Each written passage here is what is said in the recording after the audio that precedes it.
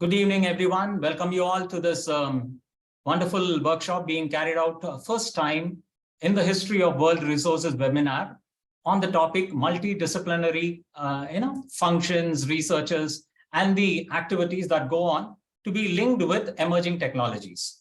That is the reason we wanted to have multidisciplinary workshop being carried out.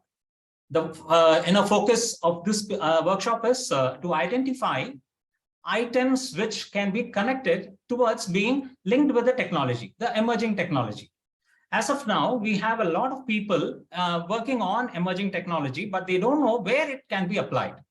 The multidisciplinary workshop here is going to identify areas which are in want of the technology adoption for their kind of a research and the outgoing.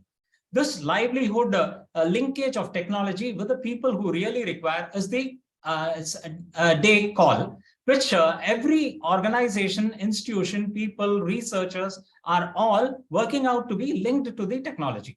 Emerging technologies, as we say, are simulation, systems integration, cloud computing, cybersecurity, IoTs, big data.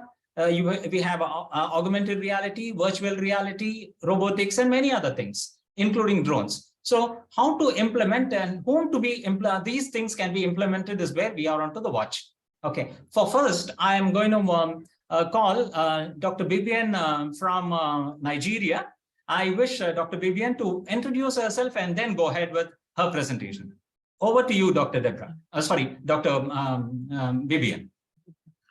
Thank you, Dr. Krishna. Good afternoon, everybody online or wherever you are. Good day to you all. I'm Dr. Bibian Ugwala. I'm a lecturer in National Open University of Nigeria. I'm in the Department of English Language and Literature, Faculty of Arts, National Open University of Nigeria, Abuja. Thank you all for coming online for this wonderful workshop. I'll be looking at social media and communication. Just like Dr. Krishna introduced, we know change is something that is constant in life. So many years back, we don't have the kind of technology we have now.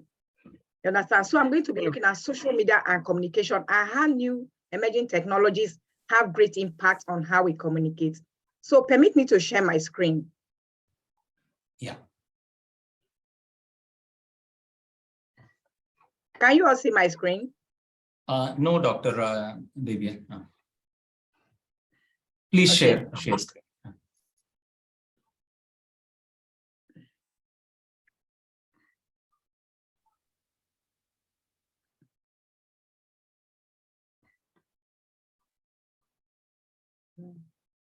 I'm having some issues. Can you see my screen now? No, not still. Can you see my but screen? No issues. You can take time. I'll now give the, since Dr. Imran Aslan has joined, he's the formal chair. Dr. Imran, please take up from here now, please. Thanks. I want to welcome all of you, and I hope that you will get the benefit from this multidisciplinary workshop. And I want to thank the Dr. Krishna for organizing this multidisciplinary workshop. And we have here about 9 presenters, and we will start with Dr. Bibian Ugola. And I want to give some information about Dr. Bibian Ugola, if I pronounce not good, so I'm sorry. She is a lecturer in the Department of English, Faculty of Arts, National Open University of Nigeria. She's an adjunct lecturer of English and Communication in the School of Biomedical Engineering, Lagos University Teaching Hospital. She has a higher national diploma in mass communication before proceeding to the University of Lagos, Nigeria, where she obtained her degrees in English. Her areas of research are critical discourse analysis, pragmatics, visual, social, semiotics, media discourse, internet discourse, and all areas where naturally occurring language can be used to integrate social issues in the society. So can we see this? Yes, we can see the screen now. And Dr. Bibian Ugola. Okay, yeah. We can see it. Yeah, thank you all. You can start your presentation. Thank you, Dr. Imran Aslan. Like I mentioned before, I'm going to be talking on social media and communication. I hope I am audible enough. Yes, doctor. Yes. Now, introduction. We know that important thing that sets all human beings apart from all other animals is the ability to communicate, the ability to express your feelings and whatever you are thinking about to the next person using language and other means of communication. So communication in simple terms is the sending and receiving of information, messages from a sender to a receiver. This is done through a medium. Like as we are all online, we are all connected via the internet. We are in different places, but we are all connected. So this medium we are connected through with is the internet.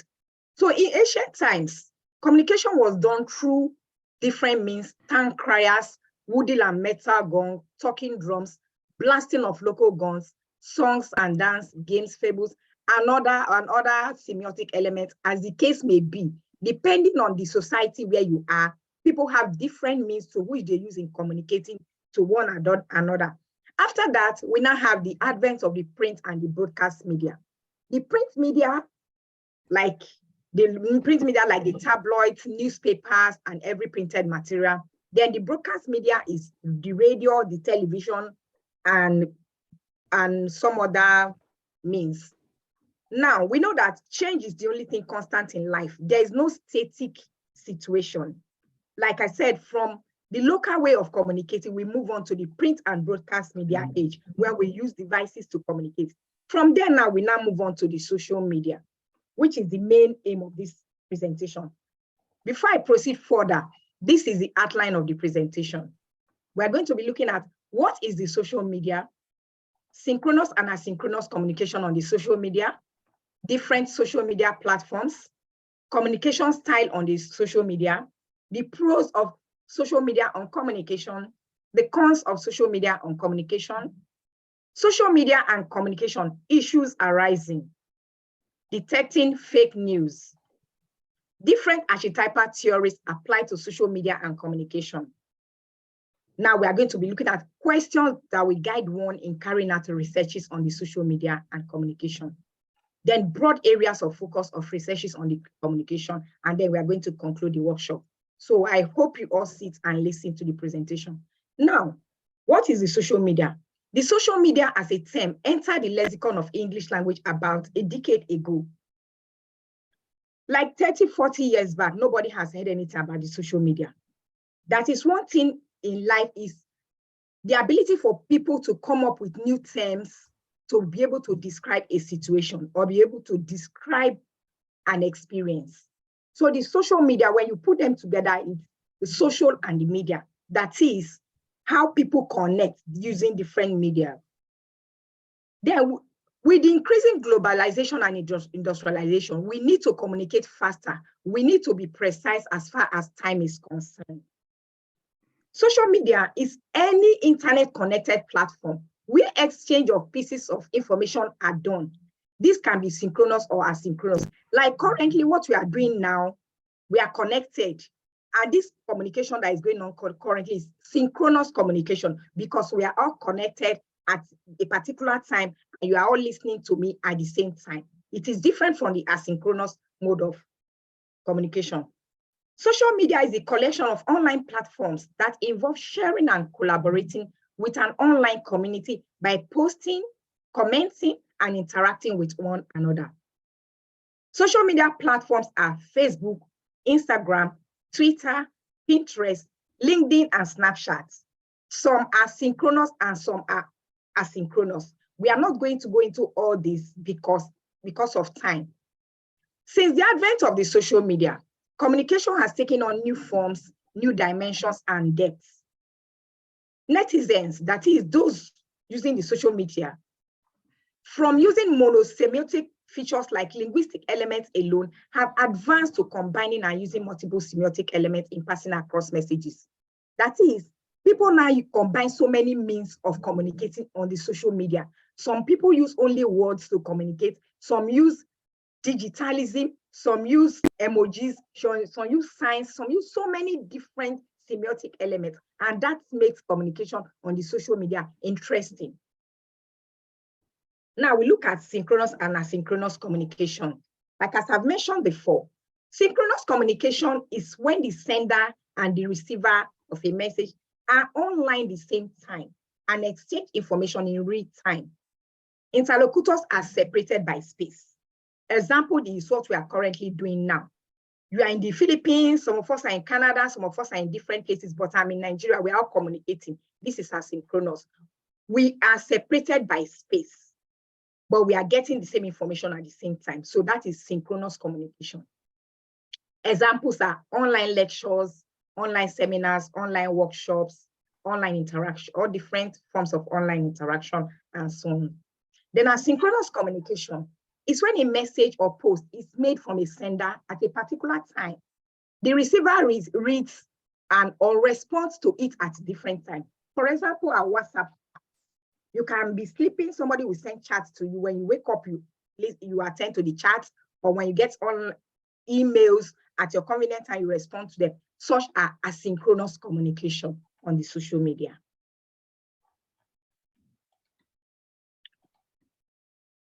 So multiple semiotic elements like emojis, memes, cartoons. Dr. Vivian, can you make it into slideshow?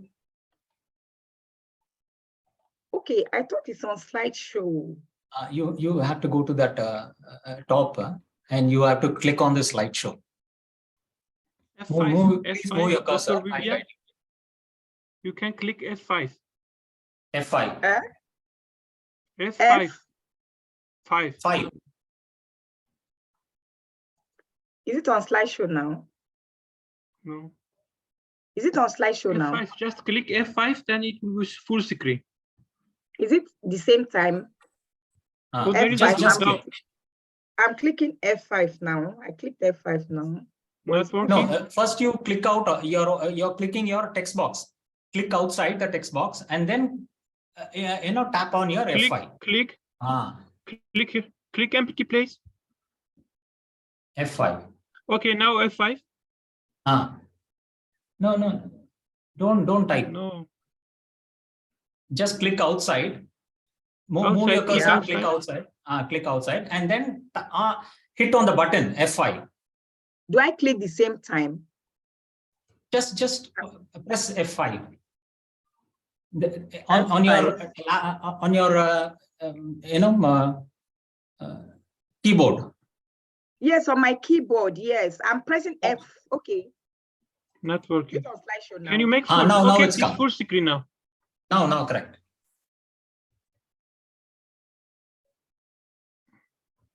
Can you see it? Can you all see it now? Yes. Okay.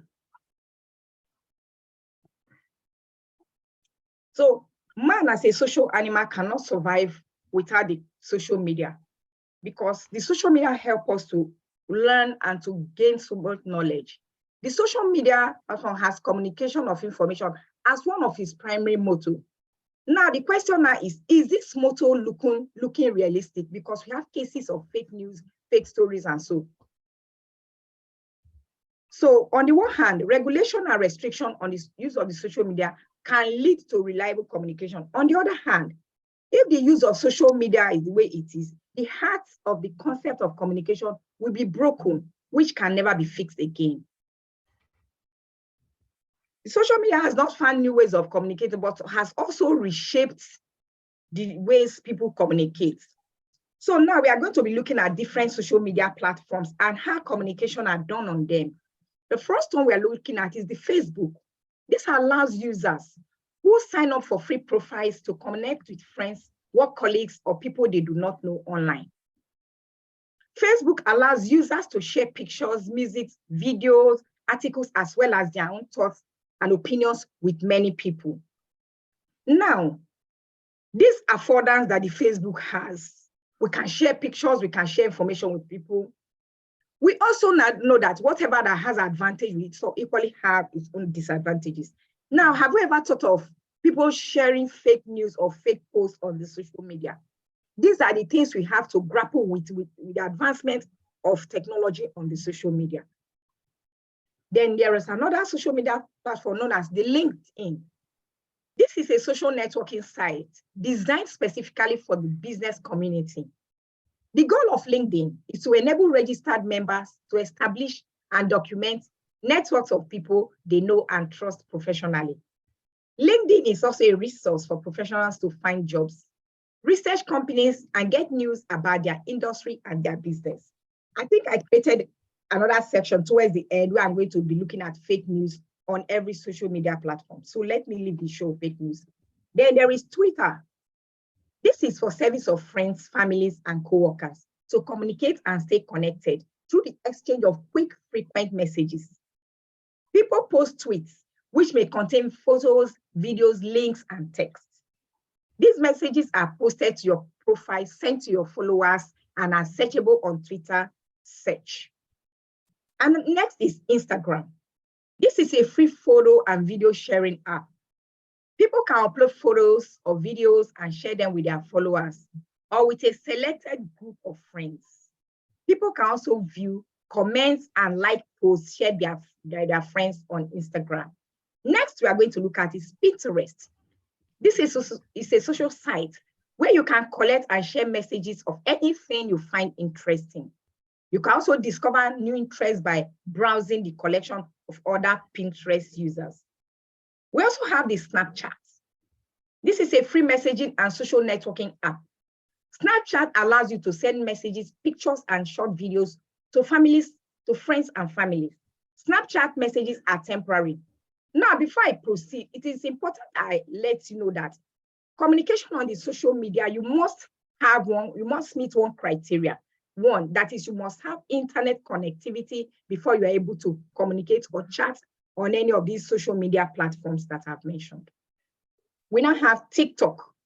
This is a video sharing app that allows users to create and share short form videos on any topic. TikTok allows users to get creative with their content using filters, stickers, voiceovers, and sound effects and background music. TikTok is common with people they call Gen Z. I'm sure online we have people that call Gen Z. Gen Z is a short form for Generation Z. That is, people that are born between the year 1995 to date. These are called Gen Z. They are the most users of TikTok. Now,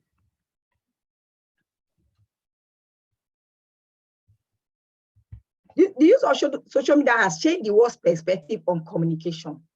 Since the proliferation of social media, the ways we communicate have changed. Communication has made the social media platform has made the world a global village as a result of the social pieces of information are easily spread and reactions to. Now we can say we are in a village now because we are all connected from different parts of the world. And this has been necessitated as a result of the social media, as a result of the Zoom platform that we are communicating with. If not for the Zoom platform, I'm sure we'll not be able to see. So we can now say we are in a global village because we've joined this workshop from different parts of the world. So what is happening in one place, we can all hear it. So this is part of the high points of the social media. The current use of the social media platform, netizens create and share more information than ever before, some of which have no relevance to reality. This brings us now to communication style on the social media. We have, trying to move these, I can't see my cursor again. I can't see my cursor, okay. We have different ways of communication on the social media.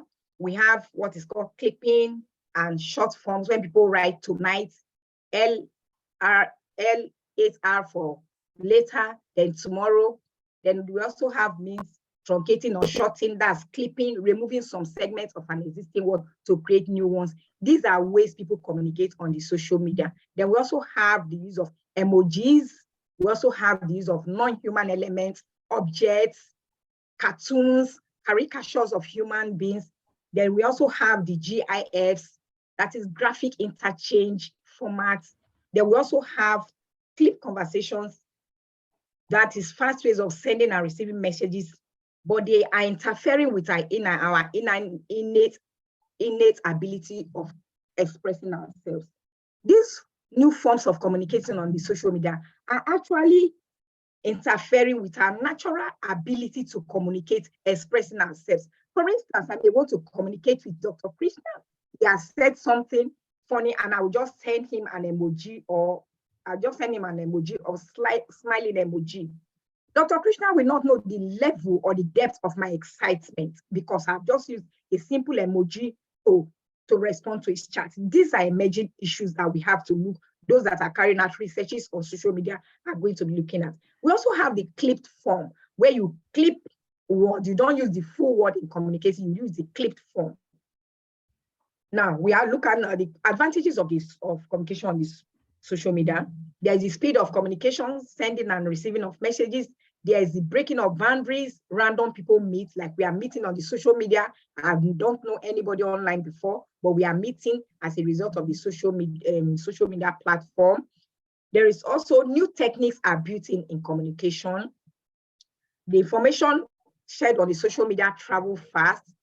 Social media also help people to learn fast, to learn new things fast and able to improve oneself.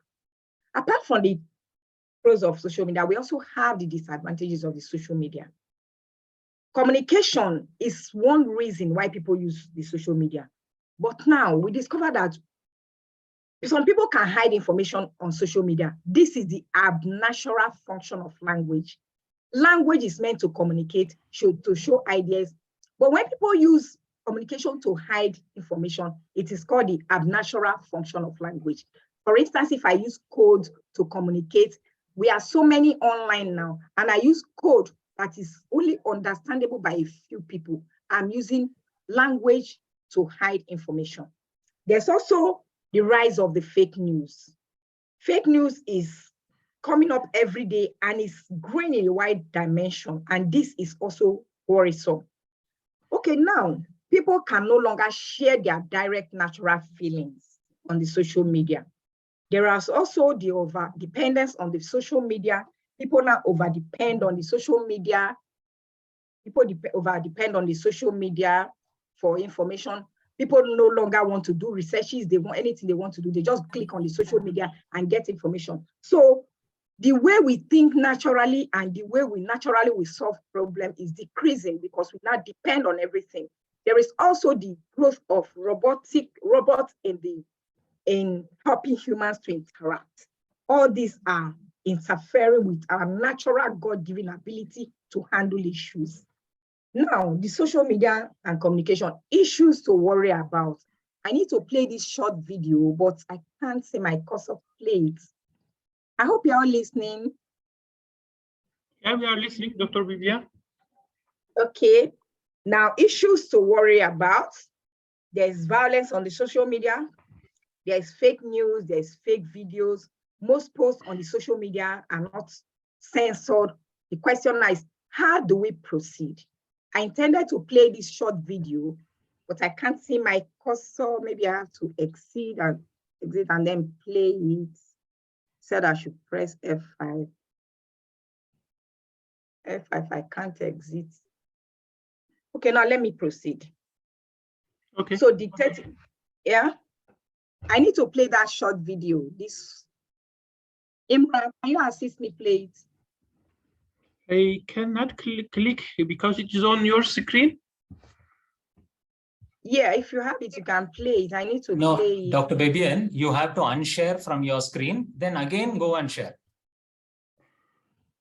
Really, I have to stop share. Yeah, stop share and then open up your video and share again. Yeah, now you can open your.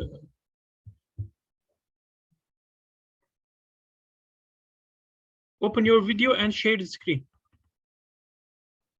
First of all, okay. See it? No, you need to click this. Cannot, yeah, maybe try. Okay. It's not sharing. I don't know. The triangle. You have to click on the triangle. This triangle. Left down, side. Let's down. I think it's working. Yeah, come down. Which? Come down. There. Your system may be slow. Right. Slightly right. Oh my God. That escaped. Okay, just remember to share sound or else we won't hear the video. Maybe you.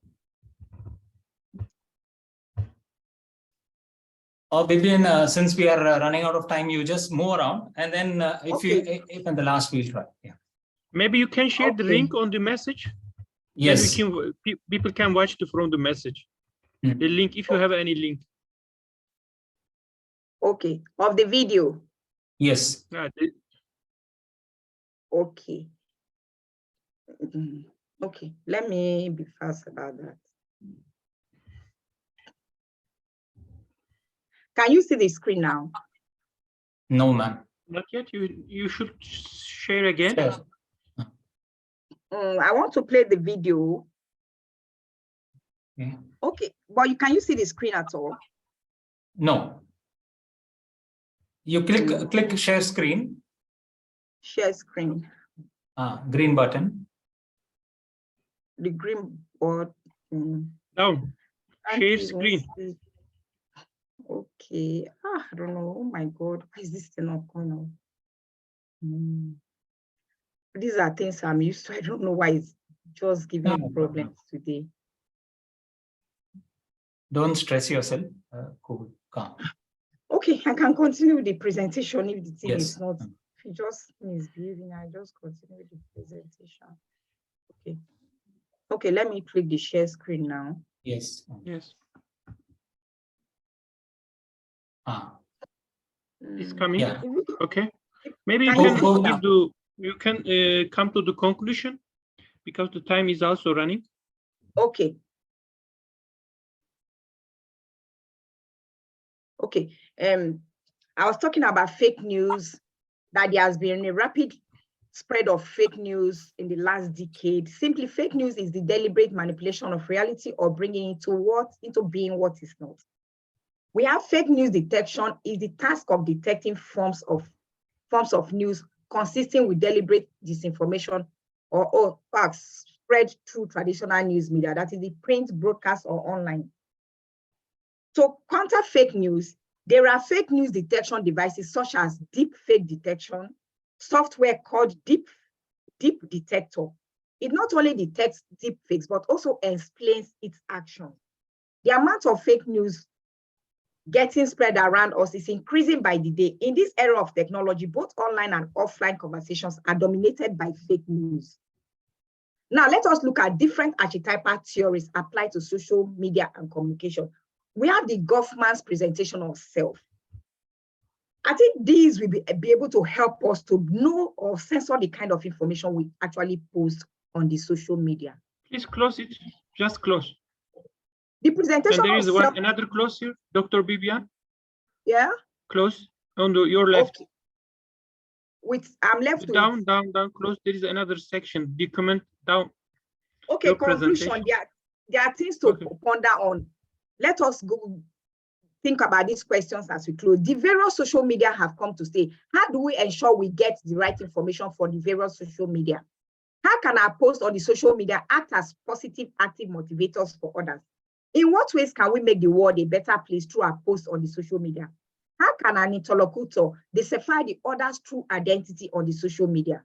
For people put up the fake identities when chatting with others, how can we decipher the others' virtual self versus the true self?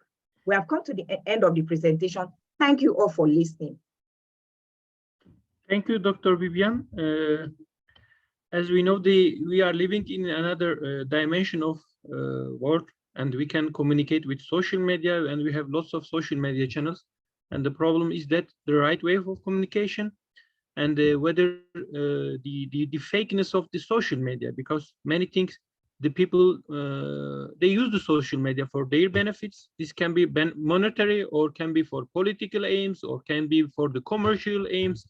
So the new world or new way of communication is full of danger, but we should know that is very also beneficial, because with the help of this technology, social media, we learn lots of new things. The things are changing, but the question, how can we use it positively? How can we be more aware? And how can we use the advantages of social media? This is important from our side, from science side. As we know, everything has some advantages and disadvantages. From my side, I find the social media and the communication very beneficial, international, as a part of globalization. And if you have any question, you can ask Dr. Bibian. Okay. Yeah. Please, questions, comments. Yeah, if you have any comment and anything, you can. Otherwise, we will go to the another presentation. Yes. No comment, no question. Thank you very much, Dr. Vivian Ugola. It's really Thank you. very beneficial, and we see that the language is also changing because they use the easy way of the communication. They change the word, Yeah. and the things are unavoidable. We all know the change is a part of our life. So thank you very much for the presentation and for attending this workshop. Our second, yeah, our second presentation.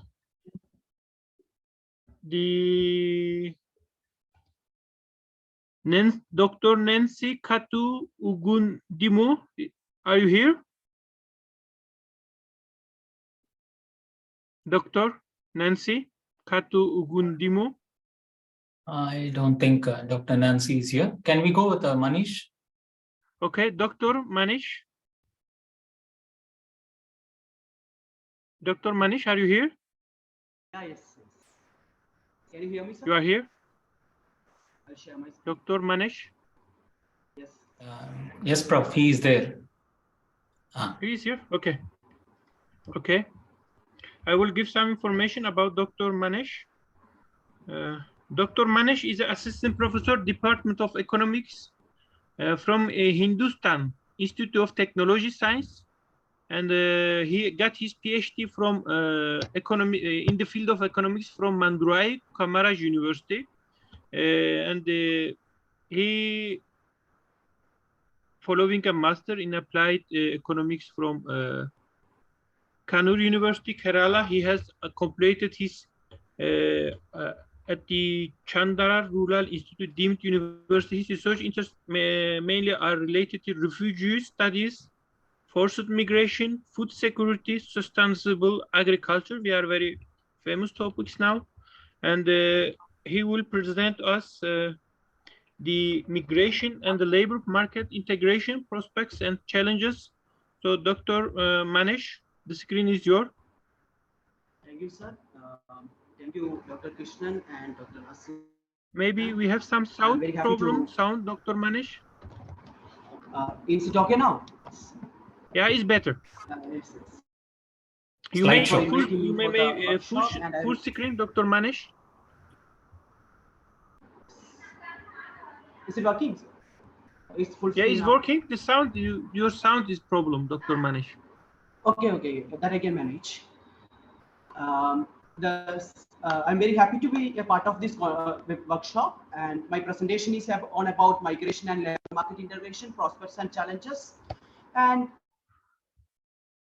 the session is structured in the following introduction, labor market theories which are pertaining to migration and labor market, migration as solution for labor market deficit, economy, labor market integration, prospects and challenges. And I'm going to case study that I have done myself on labor market integration of Sri Lankan Tamil refugees in India, conclusion and reference. Let me begin with a brief introduction about full migration. Screen, Dr. Manish, sorry, can make your full screen because we cannot follow the presentation. Yes, full screen. F5. This is full screen now, sir. No, we cannot see full the problem. Maybe you go down. There is down.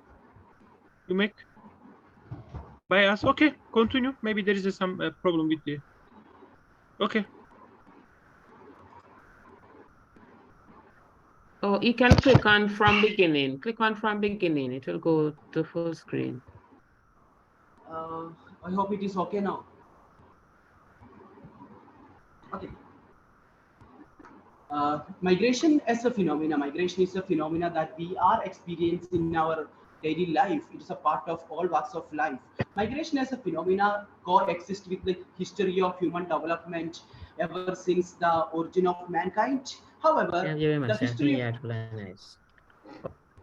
Hello?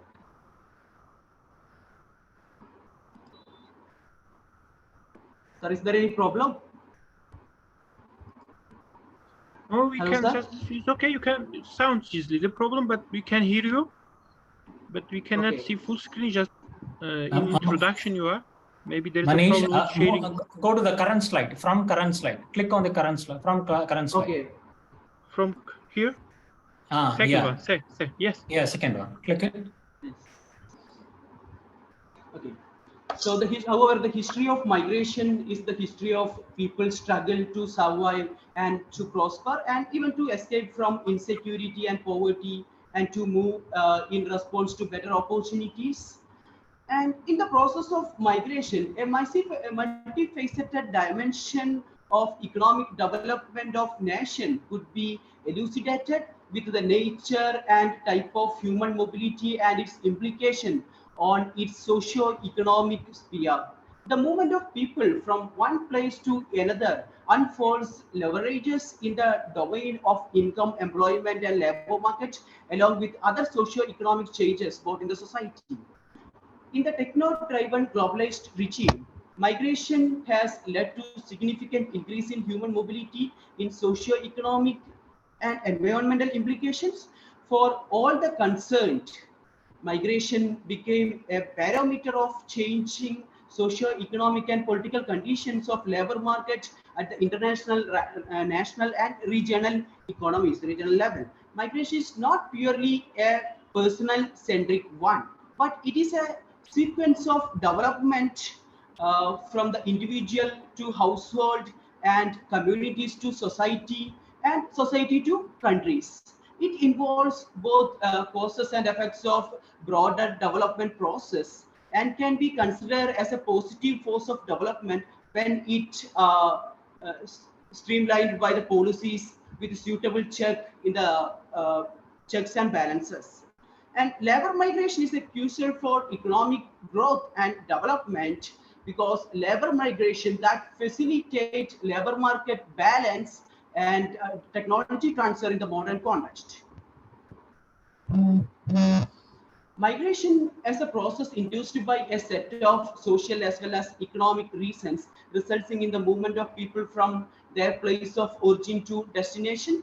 Low wage rate, lack of employment opportunities and suitable job in their native place, issues involved in business, financial problems experienced at origin, state remains the major economic factors where the death, displacement and natural calamities becomes the social factors behind the process of migration, of which better employment opportunities in the state of destination emerge as the high or single most reason for migration at national as well as regional level. And according to the census data 2011, Census of India 2011, UNESCO and UNICEF data 2012, and better employment opportunities is the main factor that triggered the large-scale migration from developing part of the world to developed parts. The term labor migration and its significance. Dr. Manish, I'm sorry. Can you? Yes. We have a problem because now is moving. Okay. Is in the fourth slide you are. Is right? Yes. Okay. And the labor migration and its significance has been widely discussed and debated across the countries from the time immemorial. However, a growing incidence of migration and the relative free movement of labor since the inception of New World Order has become unprecedented in its scale and diversity.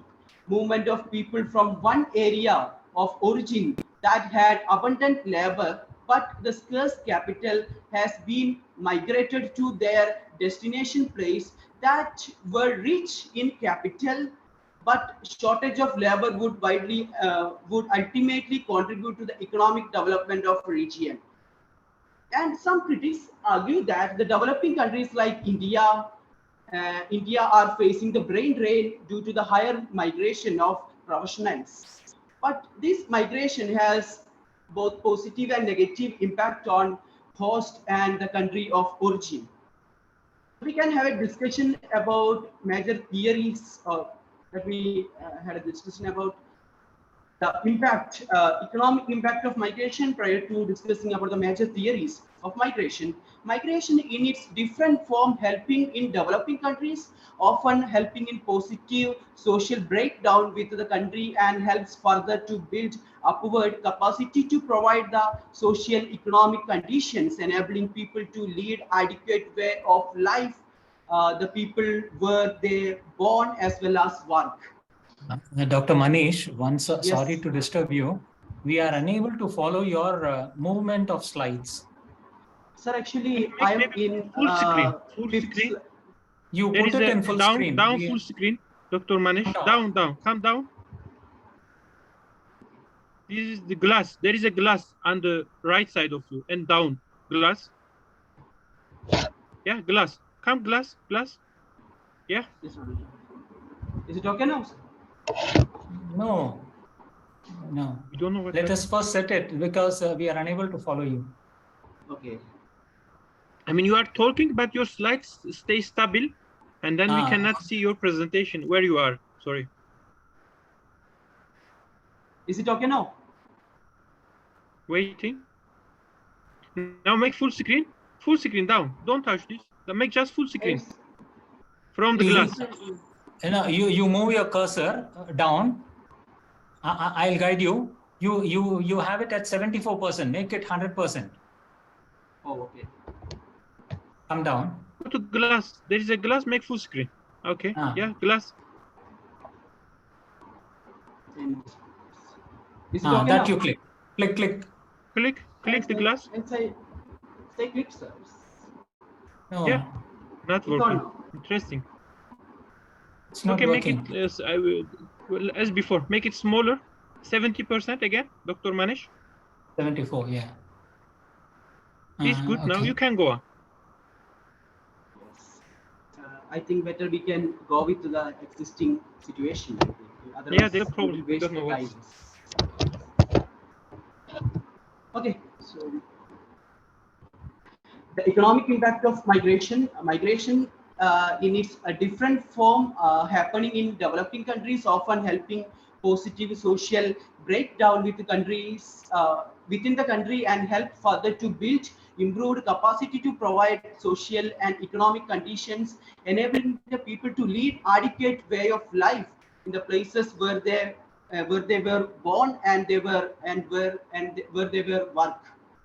And the process of migration is not only one of the powerful mechanism for the redistribution of income and remittances from rich to poor areas, but also an indispensable means whereby the poor households were able to diversify their income and ensure their survival. The migration of skilled laborers to a particular region bring forth visible as well as incredible changes in the composition of labor forces, and thereby the human capital formation or capital formation at the distribution at the destination, making its own reflections on prediction and productivity. At the micro level, the migration of the migrant laborers are also benefited of employment opportunities, higher wages, and better standard of living from the destination places. The ILO, International Labour Organization, reported that migration is an important poverty reduction and developmental tool for countries, even countries on the development, through the magnitude of changes happening in individuals, communities, and the countries at large, establishing a chain of development. The employment-induced labor migration thus help to provide economic leverages to both origin and destination regions. This is in turn explained that migration is most often intertwined with labor market and its constituents. This presentation, I would like to explain how the labor market integration has taken place through the mass migration and what are the prospects and challenges posed by migration in labor market integration. Because what we believe is the economic development and growth is an outcome of successful labor market integration, successful integration of migrant laborers to the regional labor market. There are some theories which are pertaining to migration and labor market. Let me give you a bird's eye view on major theories which are on migration. And the Levy's theory, which is actually the foremost theory of migration, has been evolved out of the development experience of labor abundant in less developed countries. That is, the labor migration happened from labor abundant traditional sector to labor scarce modern sector. This is pursuant to the fact that the actual wage exists in traditional sector equal to subsistence wage rate, whereas the actual labor migration process not only helps the development of the destination region but also other neighboring regions through the spread effect, and it further accelerate the phenomena of migration. The gravity theory explored out the observations and explains that the labor migration from rural to urban area happened mainly because of the locational attractions and importance of the destination region. And the theory has been further Can you move your slides? Please move your slides. And this actually I just given the major theories are. And Okay. I just No, you are in which slide? We are seeing 6th slide. and theories of labor market theories, right? Okay. Hope it is. You tell the slide and move it so that we will also follow it, because we are following something which you are talking, but we are not seeing. Oh, I'm in 8th slide. Okay. Tell the slide number and then talk. In case we could not, then we will alert you right away. Okay. Okay, then theories which are on migration, and it is explained by Peterson's typology theory of migration, which was introduced in 1958 in terms of conservative migration, which aims to remain the existing standard of living, and innovation migration that is intended to maximize the existing standard of living of the people. Migration decision of the labor is also based upon the source of information about better opportunities at the destination place, which is mainly given by agents, family, personal network, labor networks, and the illegal migrant network, as illustrated by chain migration and network theory. And in addition to the process of migration, there are other theories explaining the factors determining the wage rate of laborers in the labor market. Bargaining theory of wages propounded by Davidson with the argument that the wage is determined by relative bargaining power of workers or the trade unions and of employees. And the aforesaid theories that host the factor are working together in the migration process of labor movement and ultimately the development of the country or a region. And I'm moving to the next slide, that is on migration as solution to labor deficit economy. Hope it is visible. No, just click it. Yes.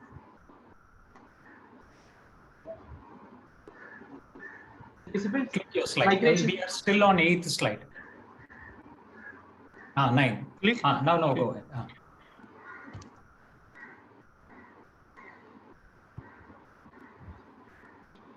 Even migration have both positive and negative impact. Usually migration is considered as a force that fill the gap in labor market. Even migration is a process of movement of labor from one place to another, labor migration, and that will obviously fill the gap in the labor market where the people are abundant, where the people are surplus.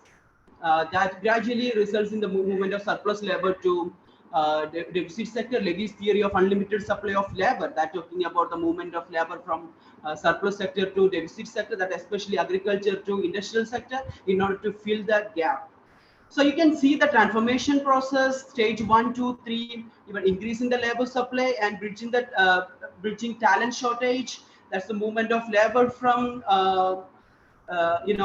migration that helps in filling vacancies, which will help in filling talent gap.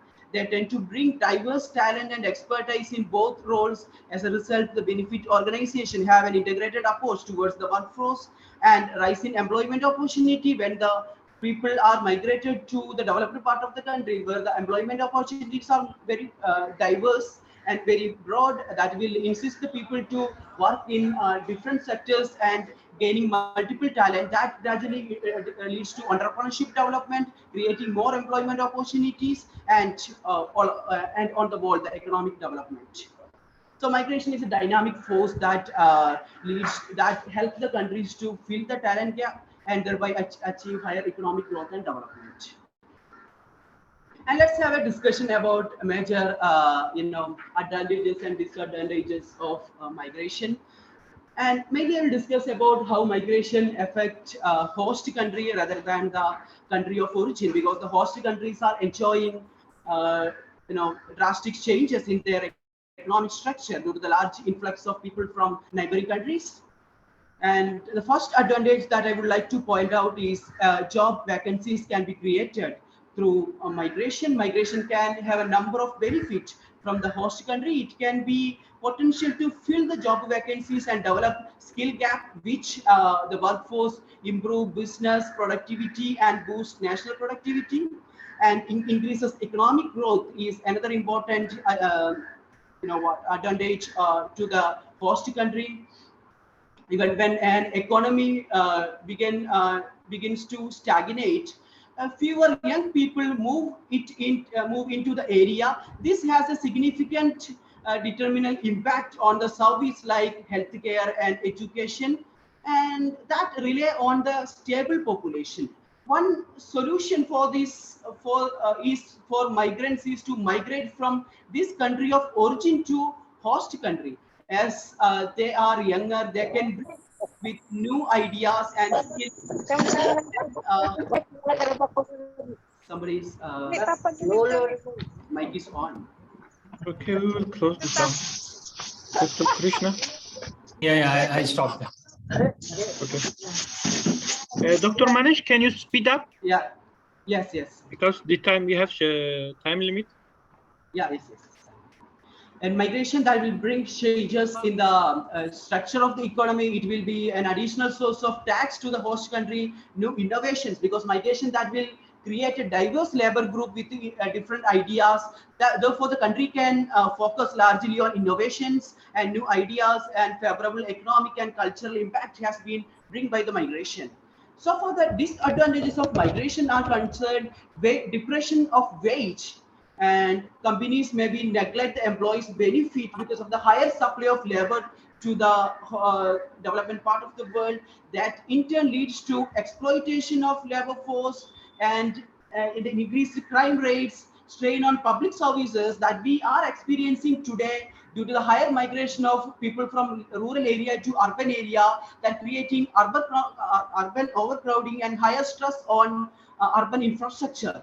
Displacement of jobs and even underemployment due to the higher supply of labor. When there's a higher supply of labor, people are ready to work at lower wage. That in turn results in underemployment and disguised unemployment. Migrants take time to adopt new environment, especially the migrants who are forced to migrate due to climate change challenges. Migrants who are forced to leave climate change challenges and Hold on. Yeah, go ahead. Yeah. Yes, even the host country of origin has both negative and positive impact due to the migration of population. The advantages that we are discussing, the countries are focusing today, is the remittance inflow from the host country to the origin country. That is a powerful tool today to bring changes in the host country. Even in India, Kerala is the state that receiving remittance from OPEC countries, even Middle East countries. And that is due to the higher migration of people, young population from Kerala to Gulf countries, and the entire structure of Kerala has changed. Service sector that dominating the other two sectors today. There is a less focus on agriculture production, and service sector is growing alarmingly compared to the other sector. This has in turn changed the approach of people towards healthcare, education, even technology, and lifestyle standard of living of the people has changed. And reduction in unemployment rate in the host country due to the migration, and migration bring back skill and contracts and other useful tools. During the COVID-19, there was a reverse migration from the host country to countries of origin. This has in turn results in transfer of technology in the host country. Even COVID-19 has that positive impact that we have noticed. And disadvantages of migration to the country of origin as concerned, loss of financial and informational wealth. That's actually really the loss to the country of origin, because the country of origin is investing for the education and healthcare, and people are enjoying the public services. But when they are in a position to be a part of labor force, they are migrating to other countries, and their entire productivity is spending for the development of that country. That is really a loss to the country of origin. And brain drain, that is we are always discussing since the invasion of colonial powers to India. Loss of skilled laborers and negative effect on children, because of children and women are left behind at house. No, there is no men at house to take care of the family. Children are facing trauma, anxiety, and loneliness due to the migration of family members. Dr. Manesh, can you come to conclusion, please? Yeah, yes. I didn't discuss the major. It's very nice topic. I know it's very, very wide. The problem is let me summarize. time is running up. And but the so things far you the are saying are prospects very interesting. So far the prospects and challenges of migration is concerned, migration is a dynamic force and it's a multifaceted concept that can bring drastic changes in the development prospects of the country. But meantime, how migration that affecting a country in negative way is lack of labor integration policies. Even countries like India, even many of the African countries, they lack African and Asian countries, they lack proper migration policies that fail to, the existing policies that fail to integrate, that fail to facilitate the integration of migrants to the labor market. This gradually leads to irregular migration, utilization of skills, job mismatches, discrimination, and widening inequality and exploitation. And even there are human trafficking issues when the people are crossing the borders illegally, the refugees. Today, there are climatic refugees from Bangladesh to India and other parts of the world. So even they are not properly integrating to the labor market due to the improper migration policies in the host country. This in turn results in improper labor market integration and imbalance in the labor market, and even countries fail to achieve the development by utilizing the skill of labor. So the migration policy should be very effective. Then the labor market integration can be facilitated, thereby the country can achieve higher economic growth and development with a diverse skill and diverse population. Thank you. Thank you very much, Dr. Manesh. Yes, the migration is a global problem, as you said. I mean, the whole world, I mean, especially there is a influence from the undeveloped or developing countries to developed nations, and with increasing globalization, this rate has increased. Of course, the war and bad life condition are other sources of the migration. I mean, it's a global problem, but the countries they giving the migration, I mean, is in disadvantaged position. But the things they need to change something, because the people when they live in a poor country or in a country instability with wars or violence, then they try to find a better life, or that is the things, I mean, cannot be easily solved. But this is this sadness of the life. I mean, we see, I live in Turkey. Every day we see many people from Africa, Nigeria, or from Bangladesh, from Pakistan, India. They try to immigrate to the Europe, and with hope of have a better life. Yeah, it's very good, very we should really appreciate Turkey, because Turkey is the country that accommodating large number of refugees in the world, and refugees providing humanitarian very assistance. very huge economical impact on or the people of the normal life here. I'm the citizens of Turkey, to be honest. But yeah, this is the sad side. If you have any question, you can ask the Dr. Manish. Dr. Manish, I have a question. Yes. How do you see the digital technologies assisting with that migration, you know, without persons having to physically leave their country? So we're looking now at the migration to the internet continent, not a physical continent, but they're doing it through the internet. Yeah, yes, digitalization, even digital technologies have a significant impact on the migration process today. Even people are getting clear information about the destination through the digital technologies, through browsing about the countries and employment opportunities, even recruiters through the internet, and they are communicating with them, and they have they can have an access about the information regarding the visa, work permit, even you know, the quality of work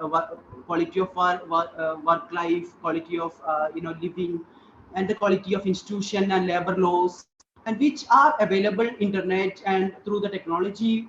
Migrants, especially the students who are migrating from different corners of the world to developed parts, where even there are some issues. About 500 students from India are facing the issue due to the you know what, illegal migration and illegal permit to work, and this kind of issues can be eliminated through the digital technologies.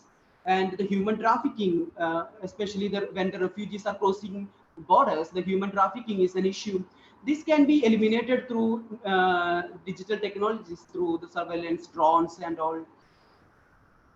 And okay, thank you. Maybe they can have to increase the awareness. Maybe there should be some more real information about the danger of immigration, because many people they use I mean, they take their money, but they misuse these things, and they do something wrong to these migrants.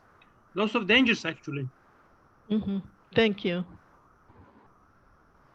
And yeah, if no other question, we will go to the another presentation. Dr. Chiva Amato. Dr. Chinwe Amato, are you here? Yes, I am. Okay, may you share your screen? Okay. Magic.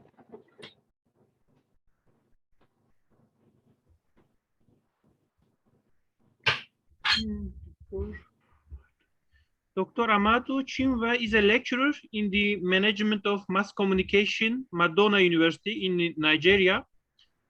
She has interest in broadcast, advertising, and health communication. She has a PhD and master in mass communication from Chihuahua Udumengu University. The screen is yours, Dr. Amato. Yes, I'm trying to share my screen. Okay, we see your screen, but you should open the presentation first, then. Okay, good afternoon, everybody. Please open your presentation first, Dr. Amato. I am Dr. Chinwe Amato. Chinwe, sorry, Dr. Chinwe. First, yes, open your presentation, because we see your screen just. Dr. Chinwe. Are you not seeing me? We see your screen here. We see very beautiful photo, actually, in your full computer screen.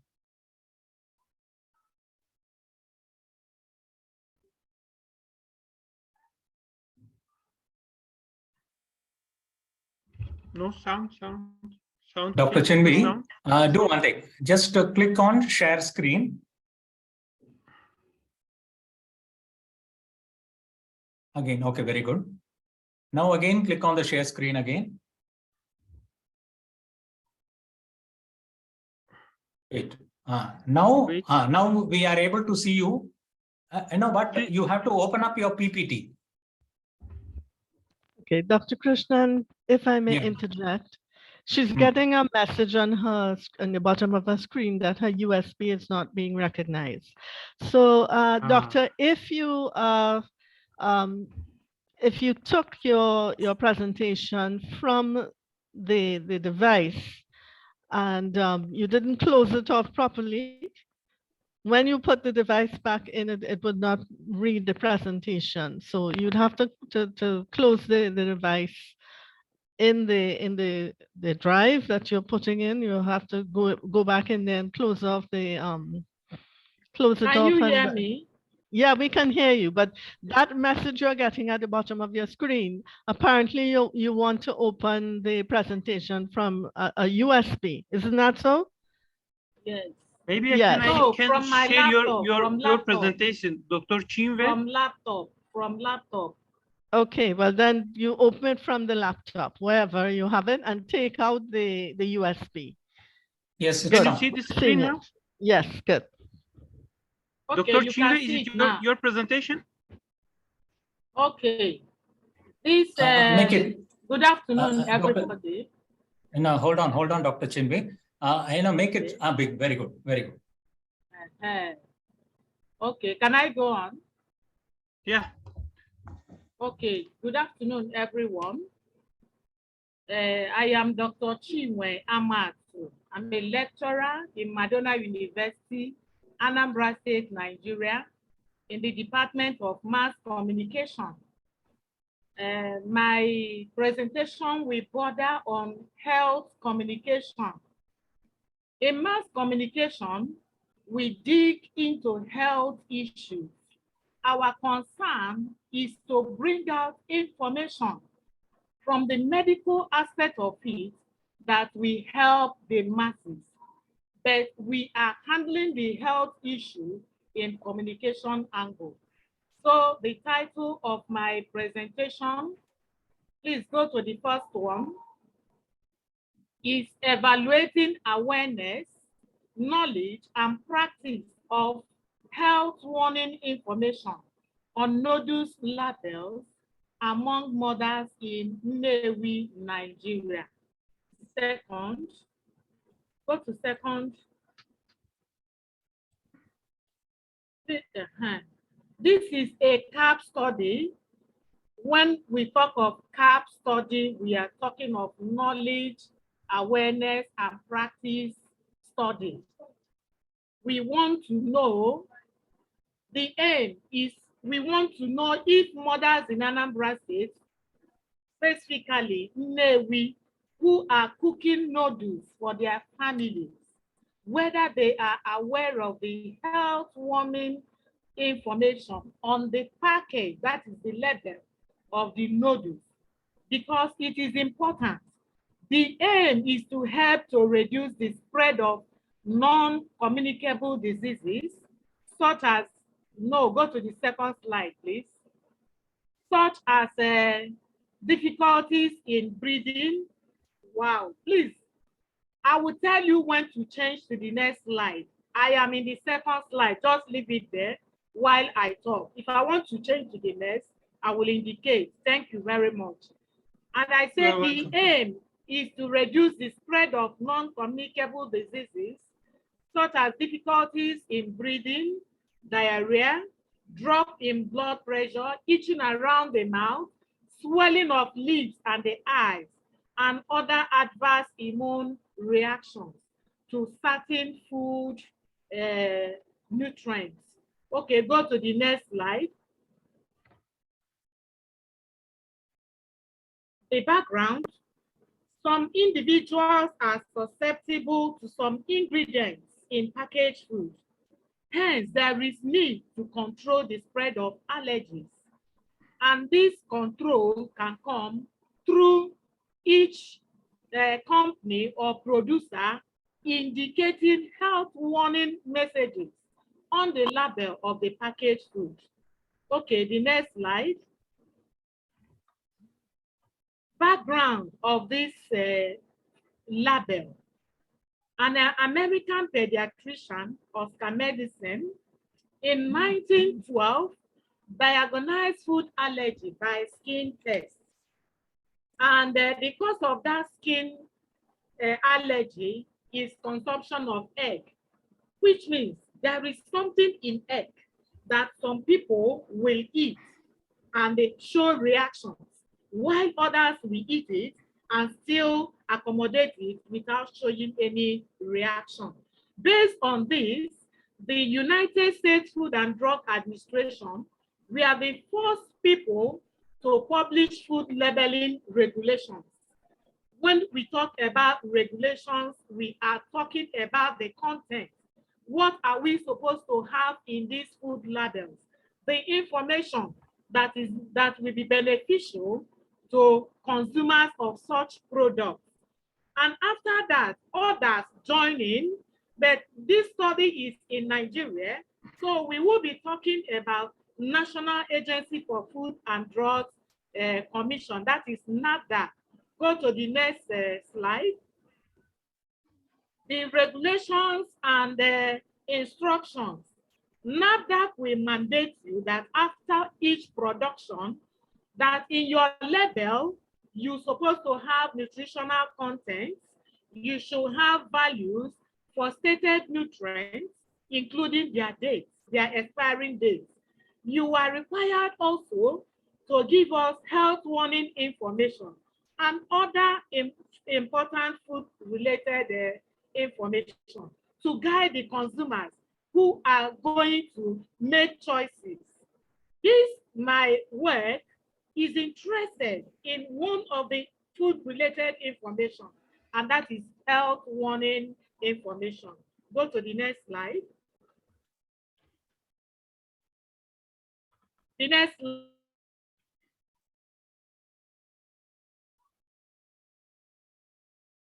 Can you see the screen? Dr. Chinve? I think. Yeah, I can see statement Lost of problem. connection. Yes, she has a, I think, internet connection problem. What shall we do? Maybe we have to drop and go back because you know it's difficult because we already have 100 people.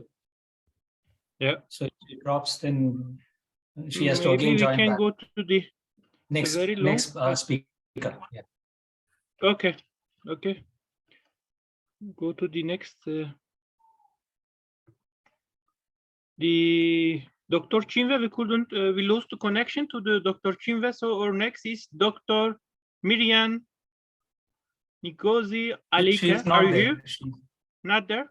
Vanessa Johnson, No. are you here? Yes, Vanessa I think Doc. Lisa is there. Yes, Doc, I'm here. Yeah, can you share your screen?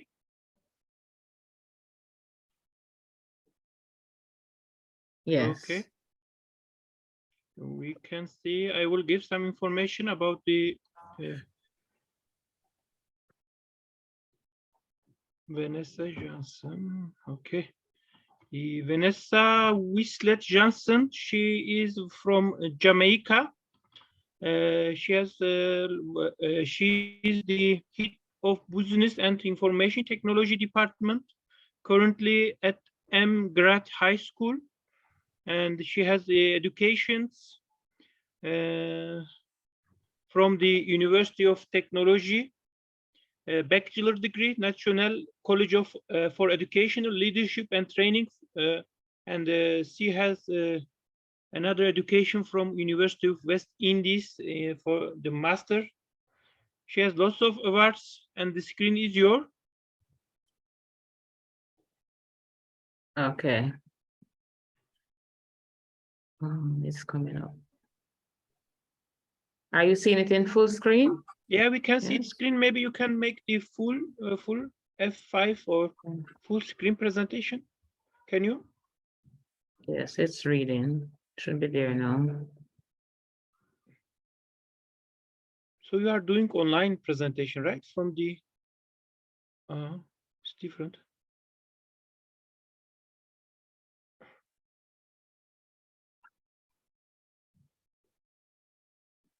You're not seeing it in full screen. We cannot see full screen, but you can continue. You can Okay. see. Good morning, everyone. It's indeed a pleasure for me to be here to be a part of this World Resource webinar. This morning, I will be talking to you about TVET leadership for the future. Okay.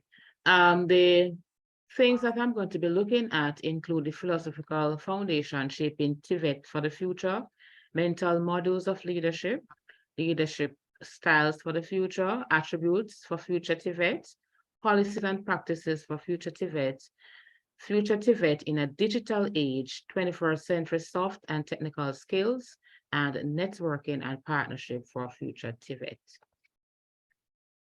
Now, what is technical and vocational education? Technical and vocational education is related sciences as well as the acquisition of practical skills, attitudes, and understanding and knowledge relating to occupations in various sectors of economic and social life. Now, leadership, on the other hand, part of my screen is not showing over this side. Right. Leadership is a process of social influence in which a person can elicit and aid peer support of others in the accomplishment of common tasks. Now, when we talk about a leader is a person who is at the forefront. Leaders are able to radically change themselves and apply those changes to their organization. When we talk about the future, it's relating to time to come. Now, as a leader, it's important that we use different modules of leadership. So the mental modules are inner beliefs created by individuals so they can understand the external world. We think and act through our mental modules. These modules later constitute a basis of our perceptions, analysis, understanding, and action. Now, if we're talking about TVET leadership, it's important for us to look at the philosophical foundations that guide how we lead. Miller identified 3 primary philosophies of vocational education, and these are essentialism. And this one, the focus is on the educator and not the trainer. For the existentialism, the learner is the focal point of the learning process, whereas for the pragmatism, the educator and the learner are both important in the learning process. So leaders make decisions based on their philosophies. So it's important that we understand what our philosophies are and how we lead is guided by our philosophies. It is said that there must be effective coordination and integration of various government and industry policies. The evaluation, the evolution and development of TVET in both a developed or developing country is critically dependent on the economic context of that country.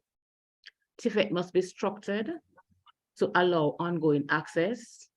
TVET and school must be more deliberate and teach people how to learn, ensuring that skills formation focuses on development of the productive workforce. So it's important for us to understand what the concept of TVET is in order to direct the future of TVET learners. The delivery of TVET, it is suggested that the curriculum developer must revisit how the curricula is developed by linking vocational instruction with the world of work. They went on to say that vocational students should be prepared for the world of work, not only by having the will to get the job, but also by knowing how to work. Hello. Are you hearing me? Okay. Yeah, we can hear you. You are leading. Dr. Chinvi, Presenting. Dr. Chinvi, you can continue after Vanessa, please. Okay. Okay. Thank you. Go ahead, Dr. Vanessa. All right, thank you. All right, the leadership styles for future TVET leaders. The future TVET leader should demonstrate a commanding authoritative leadership style. democratic leadership style, demonstrative, and this one is, it looked at excellent performance as their hallmark. So when we talk about TVET, we talk about quality TVET. So the demonstrative leadership style is so important. Affiliative leadership style, coaching, and this one is used to build the capacity of team for the future. And this one is so important because sometimes when we have our team, sometimes they come with such limitations, and it's important that they are supported and encouraged in order to perform the task. The future TVET leader should also be a visionary and a transformational leader. So this person lead people toward a vision.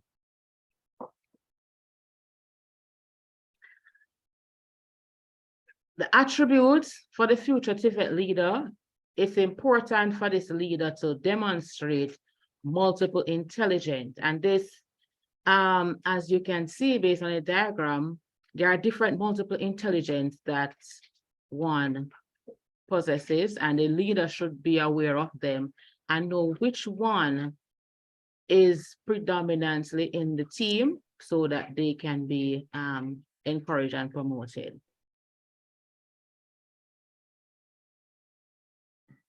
Emotional intelligence is another attribute, and this is understanding one's emotion, others' emotions, and managing relationship. The future TVET leader must be able to think critically and be innovative, practice strategic thinking, use data to drive decision, question current modes of operations, and come up with new ones. The future TVET leader must also be flexible and responsive to change. The future TVET leader must also be a lifelong learner, should also demonstrate ethical behavior.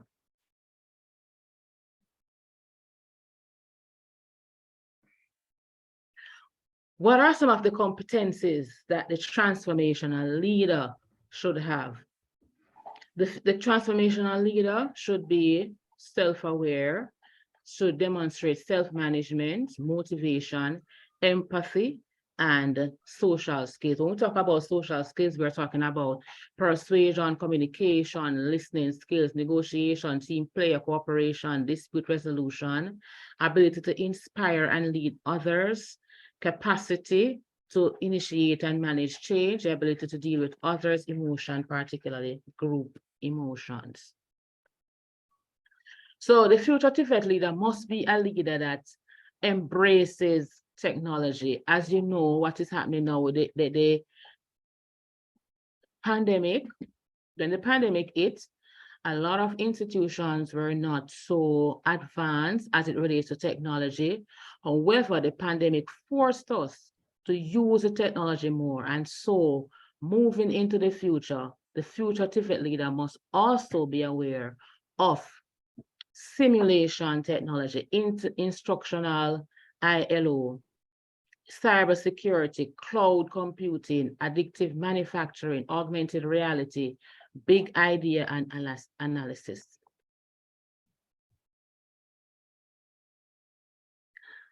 Now, there are certain skills that are needed for the future TVET leader, and these skills are necessary and they are related to the industrial evolution, the Economic Forum Education 4.0. And these skills are global citizenship. It's important that as we embrace technology, we are aware of what are some of our rights and responsibilities. And so these things can be infused into how we operate. Like in schools, they could teach the students how to use the technology, be responsive when using the technology. The first presenter spoke about social media. How do we promote the good use of social media? Because as it is now, social media is taking over how we do things, and some persons, the students in schools, they are not using the social media as how it's supposed to be used. They are using it negatively for the most part, and so they need to be educated. When we talk about Another skill, soft skill that is needed is innovation and creativity. And the STEM approach is one of these area as it relates to that problem solving, analytical skill. How do we elevate our students and let them look beyond a device in front of them? How can they use the device to create wealth, to make life easier, right? Technology is another skill, and interpersonal skill is also another skill that is important for the 21st century TVET leader.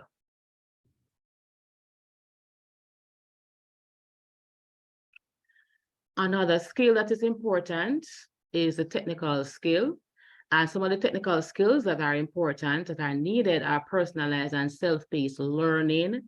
We spoke about asynchronous and synchronous learning. How do we include self-paced learning in our practice? How do we get our students to learn on their own? How do we get them to start where they are and watch the progress and see them grow? Accessible and inclusive learning. How do we make learning available to all the students who are not able to access the internet? I remember in the pandemic, when our students did not have devices, we had to print work packages and transport it to them. So we drove around in the communities and give it to them so they could do it. And then we went back to collect it. And some of them who could come to the school, they will drive to the school or take taxis to the school and submit it. The teachers will mark it and give it back to them. How do we make education accessible to our learners? Problem-based collaborative learning is also another technical skill. Lifelong and student-driven learning is also another technical skill. So if it is that we are supposed to move TVET in the future, it's important that we are aware of some of the policies and practices that will drive future TVET. And some of these are greening TVET, funding, and funding is a big part of moving TVET forward. Reskilling and upskilling to meet changing demand, learning organization, total quality management, lean management, team working, business process engineering. Branding is also important. We need to have a worldwide campaign to remove the connotation that TVET is just for students who can't get into the academia, and so they do TVET as a skill just to get out. No, it is more than that. TVET, it encompasses every other occupation, and it requires higher level of understanding in order to be competent. So we need to promote TVET as the choice. TVET is for the future. TVET is here to stay. Innovation is also another thing that we need to work on. Delivery, also inclusive TVET system that is flexible and responsive to change. Improve TVET quality and equity, career development, and entrepreneurship.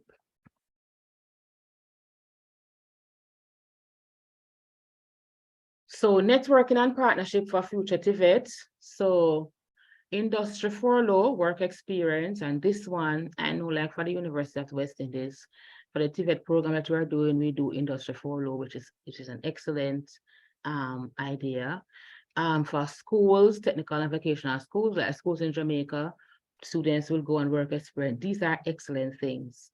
So when we talk about Industry 4.0 and work experience, we also need to push it up a little bit more and create centers of excellence. Creating learning communities, sharing and adopting best practices in teaching and learning, ICT integration, highlighting research done in TVET through various publications such as UNIVOC. And UNIVOC, because I'm a part of UNIVOC, and every single time you get things that relate to TVET, which is so excellent. Building the digital capacities of TVET staff. This is done, can be enforced a little bit more. Institutional resilience through peer learning, mentorship, and wellness program. So as us as TIFET leader, I am a TIFET leader. As we look to the future, it's important that we always remember that leaders in TIFET are expected to gear the transformation in which the dynamic, relevant, accessible system can be created.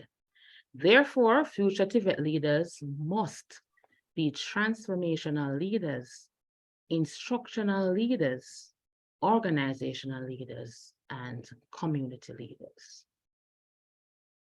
That's the end of my presentation. Are there any questions at this time? Any comments at this time? Thank you very much, Vanessa. Very You're interesting welcome. presentation. You know, the leadership is very important in every organization, in every country, even in a school and in university, because for most of time the change starts from the leadership. If the leadership is good, the change can be more quickly in better way. But when the leadership is bad, the things can be worse. As from my work experience, I know from the firms, from the university, how can the very bad leadership can make the organization inefficient, unworkable place, even for the countries. So we really need some transformational leadership with having empathy. And the interesting thing that the leader, they should change themselves. I mean, many people, they are old, but they are not aware of the new generation, because the new generation is more technology, more social media, and many old people, they stay away. They still live in their old style life, and they try to manage, be a leader for the community, and then the things doesn't work anymore. I see this in the university. There is a very big generation gap between the professor and the students. Students think differently, and the professor, they still think in their old way, but the things change. Very interesting presentation. If you have any question, you can ask Vanessa. Right. Any question? Okay, No I'll ask a question, question, Dr. Imran. Okay, Vanessa, Doctor. how would you make the grooming in leadership, or what is the gestation for preparing a leader? How much time does it take for a TVET leader to be evolved? It's over time. I would say that leadership is not, some persons are born leaders, some persons are trained leaders. And so because we know that persons can be trained leaders, even the ones that are born, it's important that continuous developmental training be done to upskill and reskill people. So because as you talk about the digital age, there are some persons who would say, okay, I love my paper, I'll just go back to my paper. But because we are moving away from that old way of doing things, it's important for us to connect with the generation that we have working with. And so continuous training and upskilling is important. So that's the approach that I would use. Okay. Thank you. If Okay, no other question, we go to next presentation. Dr. Chinwe, are you here? Thank you. Thank you. Thank you, Vanessa. You're welcome. Dr. Chinwe, she is here. Shall I share the screen, or can you share your screen, Dr. Chinwe? Okay. And let me try and share my screen, please. Okay, then you can control your presentation. Okay. But we have shortage of time, Dr. Chinwe, please. Okay. It's coming. Are you seeing it? It is coming, the screen. I think it will come because the connection is slow from your side. Okay, what you will do when you share my click screen. The presentation, click the presentation. Yes, click, Dr. Vanessa, here, down, click. Oh, I think there's a problem with your presentation. You cannot. No. Just follow There's me, no Dr. problem. No, Dr. Vanessa. Sorry, Dr. Chinwe Amato. What you do is you move your cursor. I'll guide you. You just move your cursor. Come down. Come down. Click on the PowerPoint. No, the left one. Click on that. Yeah. Now open that. Yeah. Now maximize it. Again, move up your screen, your cursor. Next one. Next button. Next button. Middle one. The middle one. Click Again, on do it. it again. Open and click the middle one. No. Open. Okay, I've come back. Okay, I open again. Dr. Chinve, I open again. Okay. Can you hear? Now we are in your research objectives. You can start. You can continue from here. Is it okay for you? Okay. The objective of the research, we want to evaluate awareness of health warming information on nodus label among mothers in Anambra State. Our specific objective is we want to investigate whether mothers are aware. We want to investigate whether mothers are aware of the health warning information on nodus label. We want to evaluate mothers' knowledge of health warning information on nodus label, and finally determine whether the respondents use health warning information on nodus labels. Can go to the next. The research questions we are formulated to help us answer the objectives. So go to the next. Are mothers aware of health warning information? Okay, literature review. Come to literature review, please. Literature review. Okay. We look at literatures. What are we calling endomy here? It is elongated ribbon-like form of processed flour meal. And we have about 15 different brands of noodles in Nigeria here, but we concentrated on Indomie, Tummy, and the Golden Penny. They are the most consumed noodles here in Anambra State. And when we talk of the awareness, knowledge, and the health, we've gone through literature, and we have seen that the studies that we have done in Port Harcourt and the urban and rural areas of Lagos, that awareness of this health information is very low, and at times people don't understand the health warning information. Hence, they don't put it in practice. Okay, go to the next slide. We look at the theoretical review. The researcher leaned on innovation diffusion theory. This innovation diffusion theory is developed by Everett Rogers in 1945 and popularized in 1962. Diffusion innovation theory is all about how people accept new innovation.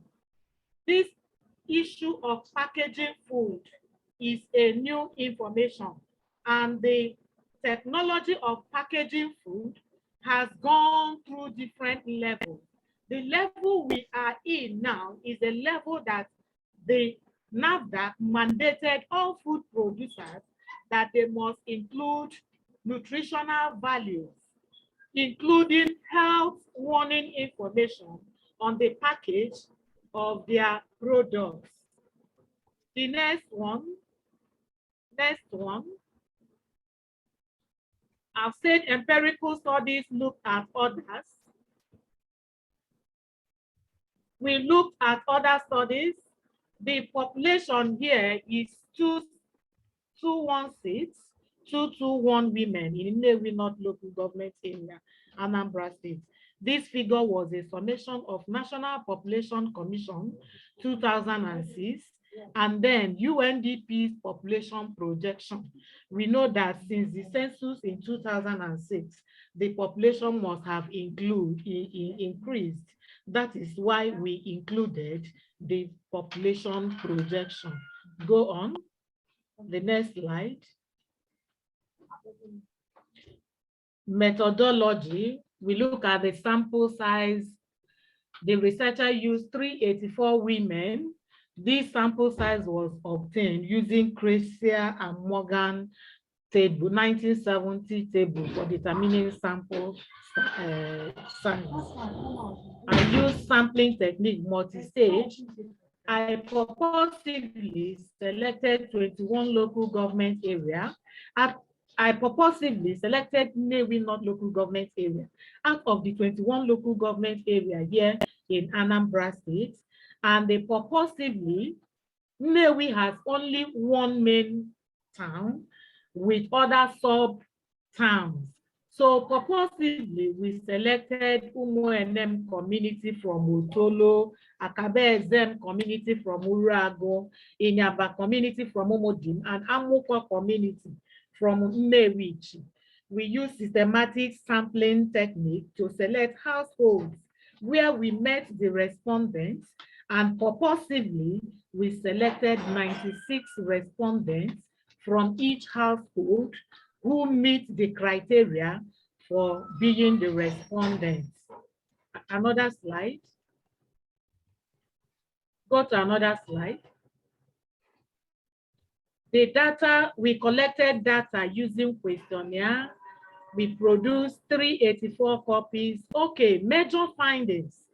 Our major findings here is that the mothers here, they are not aware of this health warning information, because the health warning information where they said for allergies, look at the ingredients. They did not map out a particular area and say this area is for health information, just as we have nutritional information, ingredients information. They don't have a column meant for health information.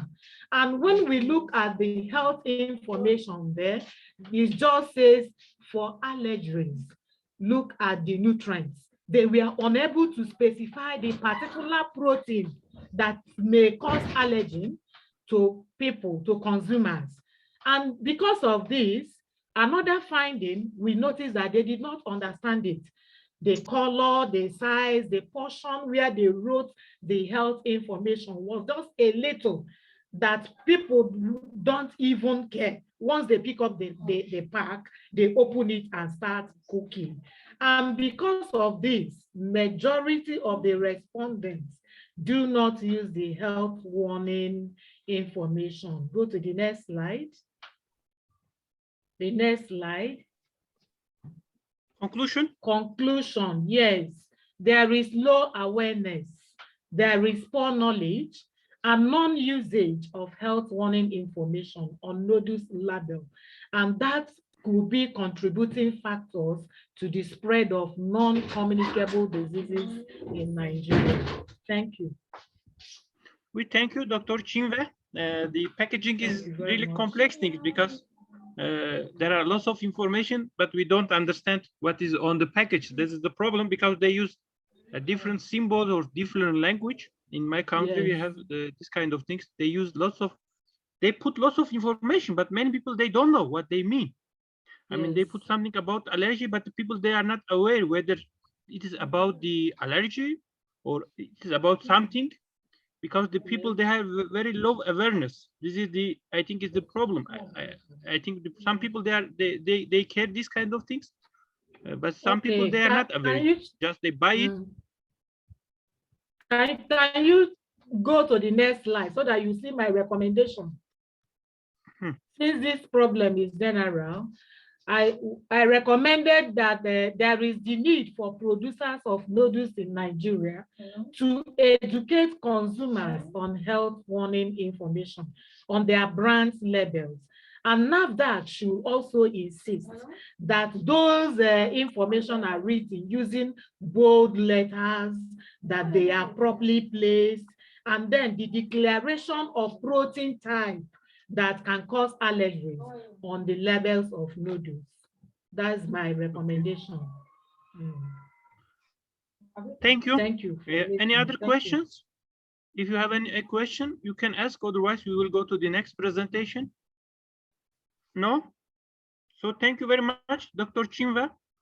Thank you. Very Thank you. beneficial presentation that maybe people they can care about the package of the foods, and if they have an allergy, maybe they should check this kind of packaging information. So next presentation is Dr. Miriam Ngozi Alika. She's, I think, online now. Yeah, she's there. Can you share your screen, Dr.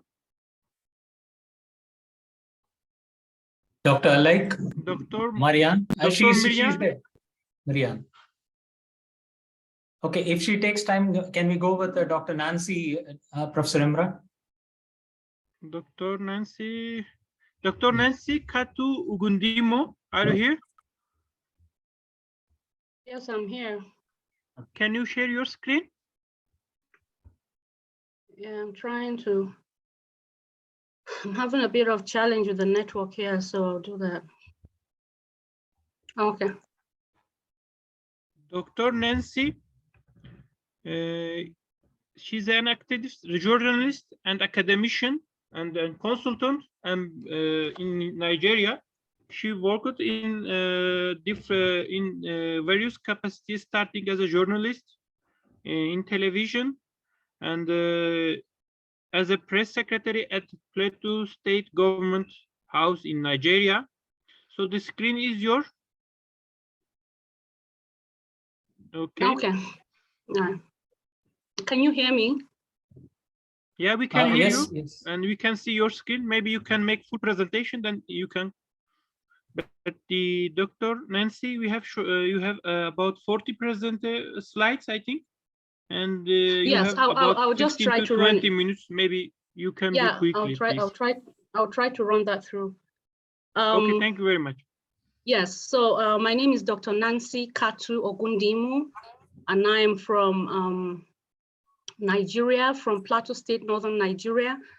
Sorry for now, I may not put my video on just to ensure that the network is a bit weak, so I want to keep the call going. So I come from northern part of Nigeria in a place called Plateau State. And if you've been following the conflict in Plateau, in Nigeria, you would know that the north central region of Nigeria, especially Plateau, has experienced intermittent sectarian crisis since 2001. Thousands of deaths have been recorded, thousands of IDPs, displaced persons, and the state is actually going through a still intermittent crisis. So what drives this research is on the crisis in Plateau State.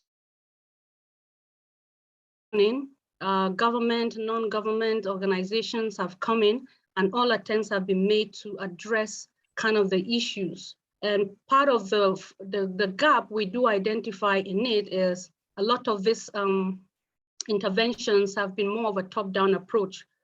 So I will just go through that.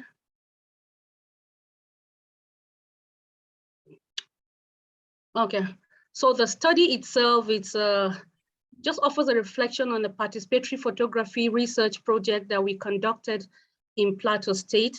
This is one part of a wider project that we are conducting, and the presentation provides an overview of the arguments of participatory research, basically with focus on photography.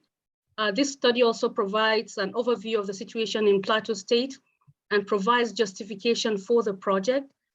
This is followed by a description of the project that was carried out in Jos and examples of photographs taken by the participants, and also presented is what we have found and the implications so far.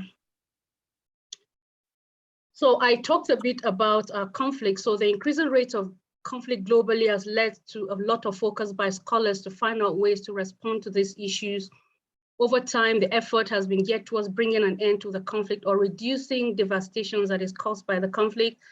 Like I stated, in Nigeria, federal government, state governments, non-governmental organizations, international organizations, have employed different approaches to addressing the conflict through things like conflict mediation, preventative diplomacy, problem-solving workshops, and other initiatives. And most of these researchers have conducted what we call applied conventional researches that have been more top-down. So we come with a project or an intervention, we bring the people together, we implement it, but then we find out that it's not sustainable.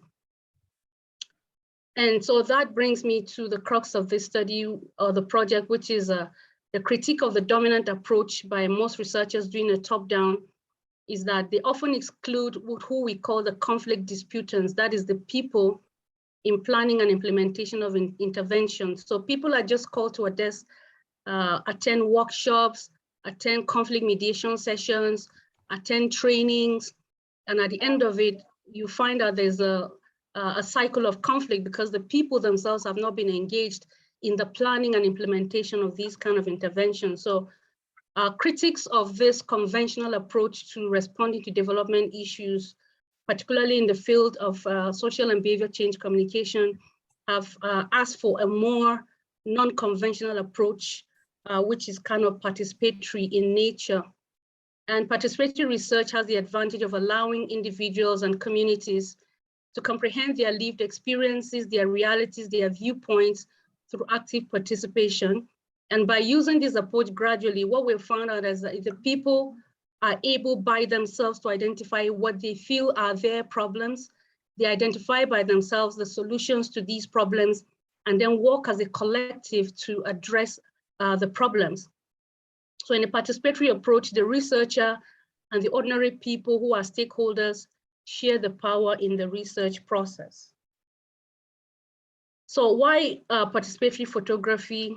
Now, in my research, I've used other approaches like intergenerational storytelling, digital storytelling.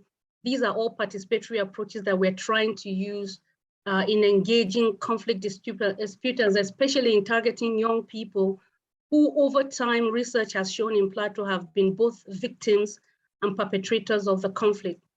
So participatory photography is useful for this research and provides justification because it's a participatory approach. What people are able to do is that they use the cameras to present their own experiences by themselves. They share their own views and perspectives on any given topic. I would just jump through that. I've basically talked about what participatory photography is about, and that's what this slide tries to do. So the whole idea behind a participatory photography project is so that the participants would consider a more realistic, more workable, a more practical solution to creating social change, to providing peace building as in the context of this study.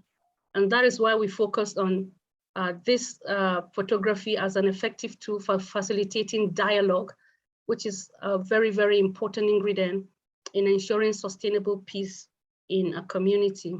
And the focus is on Plateau State. Now, I gave a background, and I'm sure a lot of us are very familiar with that. So over time, Nigeria's experienced all kinds of conflict. North Central Nigeria has been characterized by cattle theft, banditry, kidnapping, etc. And Plateau State is one of those states that is most affected by the conflict.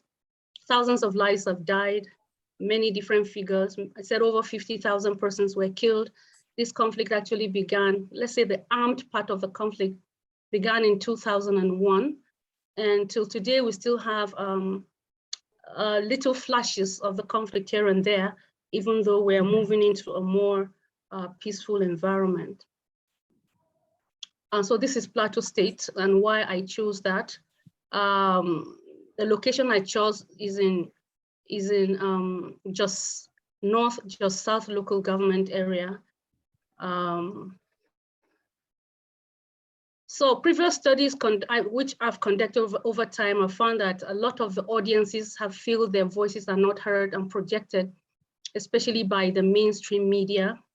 In Plateau State, we have a federal government-owned TV station, state government-owned TV radio station. We have private radio stations, but at the end of the day, most of the times the content And the characters of these media organizations are sometimes tilted against either political, ethnic lines, religious lines, depending on who owns the media station and what the agenda is. So research over time has shown that for people who are the consumers of this media have felt that their voices were not carried along. So over time, there's been misinformation, disinformation, conspiracy theories, and gradually it's eroding trust and aggravating conflict. And I would say that currently Nigeria is going through an election. We went through a presidential election. Today is a governorship election, House of Assembly. And I would say in the history of Plateau for a long time, this has been one of the most nastiest election cycles because of misinformation, disinformation, conspiracy theories.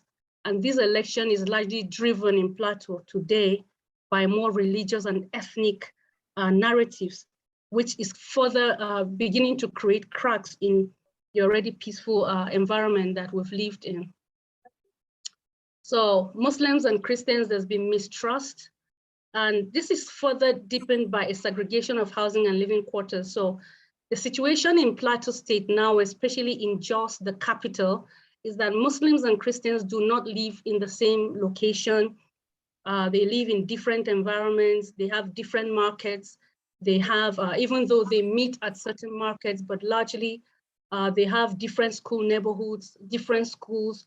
And so this has made it difficult to, as much as peace is restoring, getting back for people to be brought back together because they are segregated in where they live and how they conduct their businesses.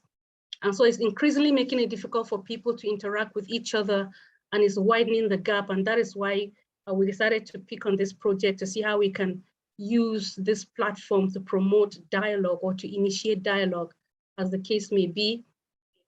So the project objectives is basically to learn the experiences that Muslim and non-Muslims have had with the sectarian conflict in Plateau, to examine the extent to which participatory photography could be an effective tool for promoting peace building among the warring communities, promote dialogue and knowledge about the importance of peace building through small group discussions of photographs.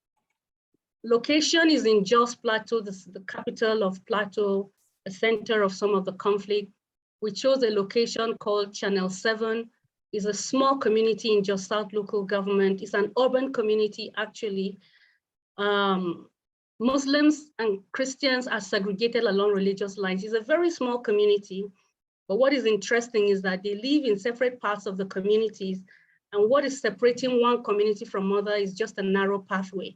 So they are not far away from each other, but since the conflict, they've not necessarily interacted as much as they had done or as much as they should be. And the focus was to target the young people in the community in that dialogue. So as usual, we began with visits to communities who are the gatekeepers to seek consent, carry out permission, but also to gain trust. And with the help of the community members and leaders who were able to recruit participants, we just got 8 people, 4 males, 4 females, Muslim, Christian, to participate. We organized a meeting to explain the goals and objectives of the research. We did a one-day training organized for the participants. We gave them oral guidelines, how to take pictures using a camera, explain the purpose of the research, so we could find their experiences with the conflict and whatever they think could be done to address the problem. And we also sought their consent. We instructed them how to move around the communities, take picture of items, spaces, and people that reflected their opinions. We taught them how to seek permission before they took photographs of people and places that might require permission. We told them to avoid pictures that prohibited or created tensions. And that meeting, the training lasted for 60 minutes, just an amateur training for them to be able to do that. We gave them cameras to go out and then they took pictures. And then we had a focus group discussion, got their pictures, they displayed their pictures, explained reasons why they took the photographs and the stories behind each photograph. We allowed them to express themselves in a language they understood. And since most of them spoke Hausa language, we did most of this in Hausa language, and so there was no need for an interpreter. We recorded this with their consent. They refuse to be photographed because, of course, there are existing tensions, there are existing suspicions, so we could understand that and we respected their views. So we did a discussion basically so that they gave us. So the lessons learned here, the first thing we learned from them is that, or rather they learned from each other, is that they had shared pains and a common humanity. In response to the questions raised during the session, most of them presented photographs of people, items, of spaces that reminded them of the conflict that erupted in the community a few years ago. During the presentations, they shared pictures of death, pain, loss of loved ones. And it was during that discussion, they kind of understood that both Christians and Muslims shared the same pain. Most of them lost family members, and they understood that at the end of the day, there was a common humanity and a shared pain. So what stood out to them during the discussion was, irrespective of their religion and ethnicity, violence happens to everyone and nobody was the better off. This is one of the pictures that one of them took. Like I said, is amateur photograph, so it's not as sharp as we expect it to be. And in response to this picture, the person who took it said, I took this picture because it reminds me of the crisis. My landlord was killed in 2010. He was killed at that compound. Another one said the same grave reminds him because it is the same grave where they were arrested. So while they were burying the landlord, the police arrested them, thinking they were trying to create mischief, not knowing they were digging a grave for the burial. And one of them also said his elder brothers were arrested, spent 10 months in prison as a result of that. And that was the same day they did the burial. So that grave was the grave site of the landlord. And for each of them, just looking at that grave brought out different memories from either the death or imprisonment or any pain they may have experienced. Another picture that one of the Muslim participants shared, this used to be a house that was razed down and destroyed. And she said, I took this picture of a destroyed building because my elder ones, my siblings were killed. This used to be our house. There was a lot of fighting that took place at this point. Their dead bodies were found at these areas. So this place always reminds me of the conflict and how I lost my brothers. Again, another side, I think I'll jump that, but here is a picture of some rock within the community. But two people said, on this particular site, when people gathered in that place and they began to fight with each other. And for them, the rock has become a symbol, because it is at that point certain arguments started brewing on that same rock. Christians were saying that Muslims brought in soldiers, Muslims were accusing Christians of bringing in soldiers. And at the end of the day, the fight erupted from that community, from that rock. Another theme that emerged was youth and challenges of a post-conflict community. So one of the major issues that emerged from the discussion is the impact that the conflict had on young people in that area. And it's not just that area, it's Plateau State as a whole. In most conflict environments, young people in Plateau are both victims and drivers of the conflict. These are the people who were hired to kill, hired to burn down houses, and some of them range from age 12 to actually, 35, which is the age Nigeria prescribes youth. So the impact for that community is more people are involved in drugs, petty thefts, and sometimes violent crimes, and which is part of a lapse in the interventions in Plateau, because a lot of this do not necessarily take into account that some of these young people who were the foot soldiers are actually hooked on drugs, and they are not just on drugs, but they have now formed themselves into different gangs and are now terrorizing the same communities that they live. So this is a very big post-conflict problem in the state. And so some of the pictures Nancy, they took— can you speed up, please? Yes, I'm rounding up. I'm rounding up. Very interesting. Yeah, so youths and conflict. So for them, that is drugs, and young people are into drugs. They're creating a lot of problems in the community. Threats to communities, the same thing. This little path you see, they say at night when it gets to 6 in the evening, you can't go that path because there is a lot of theft going on, a lot of crimes going on as a result of the restless youths who have not necessarily been rehabilitated. Symbols of peace for some people. This was a place where it was a conflict zone. But now when the community wants to meet Muslim and Christians, they gather in this same place to meet and talk and dialogue on how to move forward. Somebody took, this is the last picture of a fast food restaurant. And for her, it symbolizes development coming into the community, because the community was burned down during the crisis, but now businesses are returning. So it's beautiful for them and it's reflective. And for most of them, they were empowered to learn new skills on photography and the discussions that happened.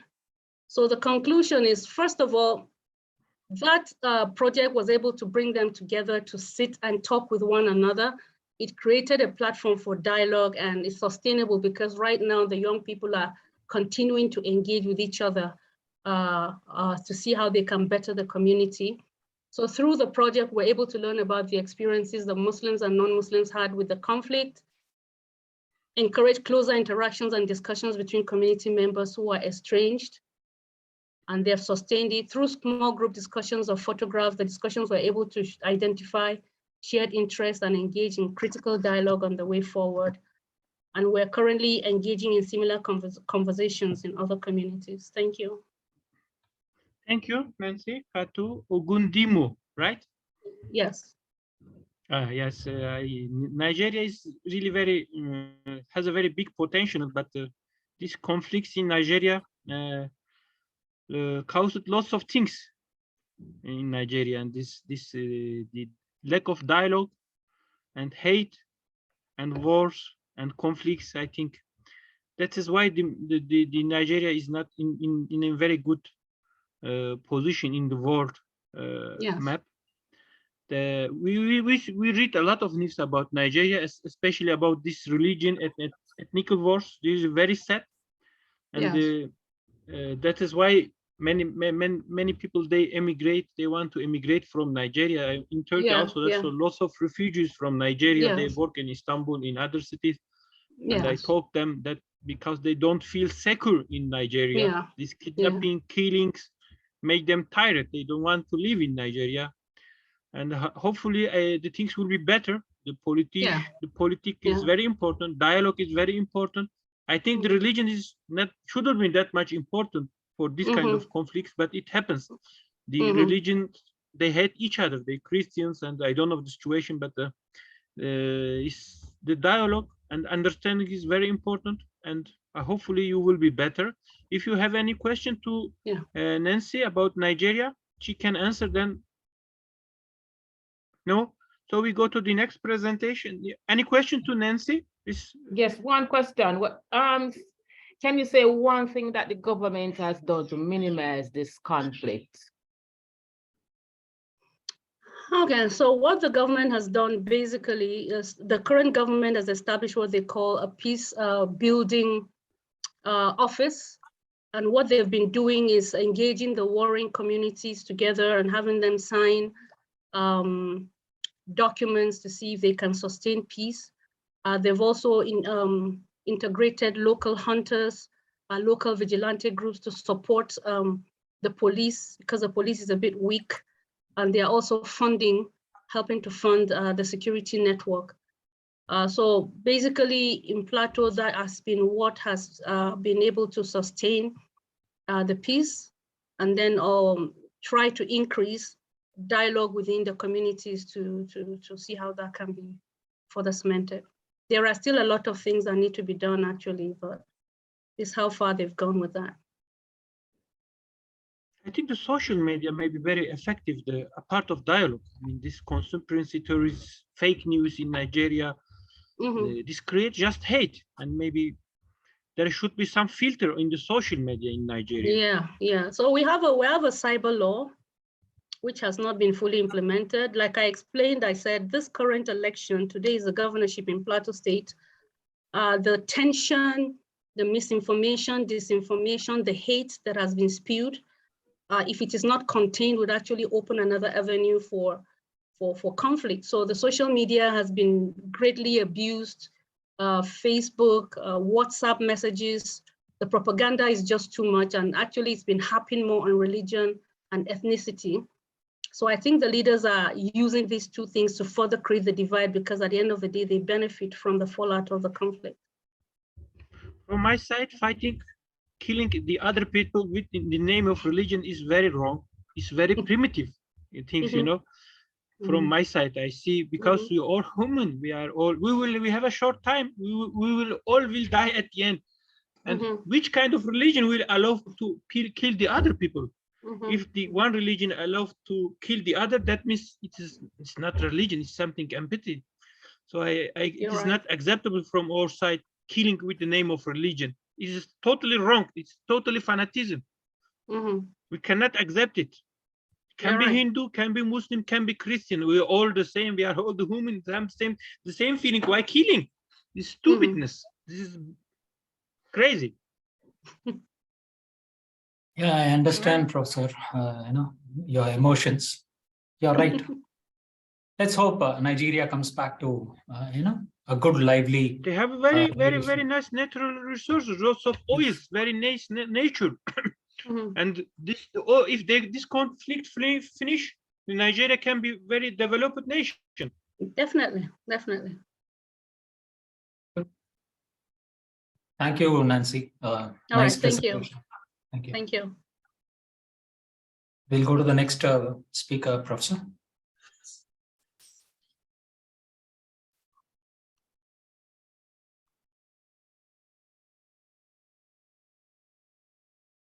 From Philippines? Anywhere, yeah. Who is ready from Philippines? They are going to do as a team. As a team, okay. Okay, then the Philippine team can share their screen. And then, okay, already shared. You can start your presentation. You may give some information about yourself, but together, please. Hello, everyone. We are from the Philippines, and our presenter is Dr. Libertine de Guzman.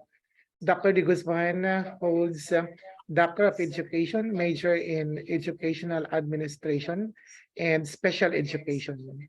Currently, she is the Dean of the College of Teacher Education of Negros Oriental State University, Dumaguete City, Philippines. Dr. de Guzman. Thank you. Thank you, Dr. Craig. A pleasant late afternoon and a pleasant evening to everyone. I would like to present our concept paper, a data-driven concept paper on functional difficulty in the Philippines for household population 5 years old and older. Can you increase your sound, please? We cannot hear you very well.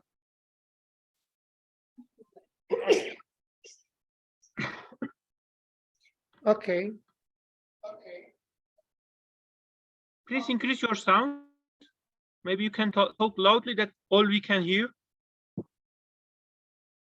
Let me present a concept paper, data-driven concept paper on functional difficulty in the Philippines for household population 5 years old and over. This was a 2020 PM Statistics Authority census.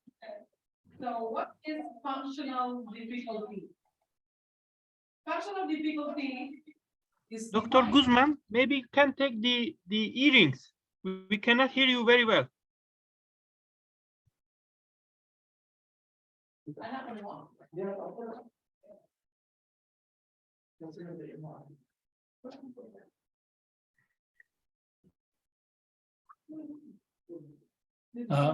Prof, you are, we are unable to hear you clearly. Maybe you can increase the volume of your mic, or you come closer to your mic, or remove your mask. You will be the best judge to do it. Yes, ma'am.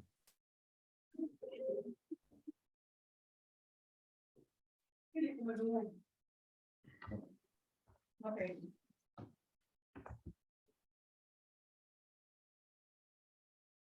Thank you. Yes, ma'am. Can you hear me clearly? Yeah, this one is okay. Thank you, Dr. Guzman. Okay. You can go on. Is defined as having some difficulty, a lot of difficulty, or cannot do at all with one or more of the following vision. like vision, hearing, mobility, walking or climbing steps, cognition, self-care, and communication. So a person with functional difficulty is not may have activity limitations, which means difficulties an individual may have in executing activities. Difficulty is usually manifested when a person is doing an activity with increased effort, discomfort or pain, slowness or changes in the way he or she does the activity. So in this particular perspective, we have 6 core categories of functional difficulties. One is difficulty in seeing, even if wearing eyeglasses. The second is difficulty in hearing, even if using a hearing aid. The third is difficulty in walking or climbing steps. The fourth, difficulty in remembering or concentrating. Difficulty in self-caring, like bathing or dressing, and difficulty in communicating. The data given to us by the Philippine Statistics Authority, we have here 18 regions in the Philippines, and we belong to Region 7, the one in red. 8% of the population in Region 7 something have functional difficulty. So we are here out of 7,228,144 households with 5 years old and over. There are 5,242 who 5-year-old and over who have at least one functional difficulty in any domain. And we are interested on the ages, the bracket from 20 to 24 years old, because we are in a university. And in both sexes, there are 233,872 students in college or college age with functional difficulty. 97,000 are males and 136,868 are females. So if you're going to look at the bar graph here, most of those with functional difficulty are women, are girls. The one in pink is for the girls and the one in blue are for the boys, the female. So for those with functional difficulty in seeing, it's around 78.3%, difficulty in hearing 21.1%, difficulty in walking or climbing steps 22.4%, difficulty in remembering or concentrating 16.4%, difficulty in self-caring like washing all over or dressing 7.6%, and difficulty in communicating 7.4%.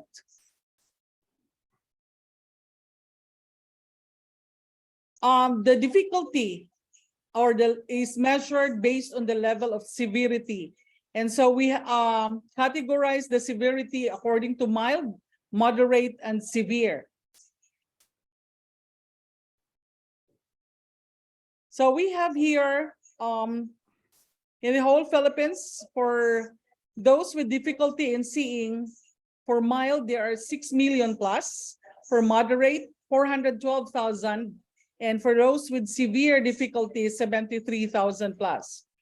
In difficulty in hearing, we have 1 million plus, 1.5 million plus for those with mild level of severity, 198,344 for moderate, and 55,000 for those with severe difficulty.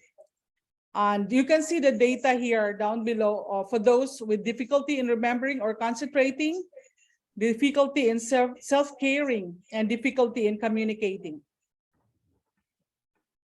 So this graphs here would show us that women, that girls, that females have more functional difficulties compared to the males. And since we are interested for the college age level, we would like to look into how many have with mild disability, moderate, and severe disabilities. We would like to make an assessment of our students at the Negros Oriental State University with 9 campuses, because we have almost 30,000 students in the university. We would like to make an assessment based on the Philippine Statistics Authority instrument. And this assessment is anchored on 2 theories. One is the human capital theory by Schultz in 1961.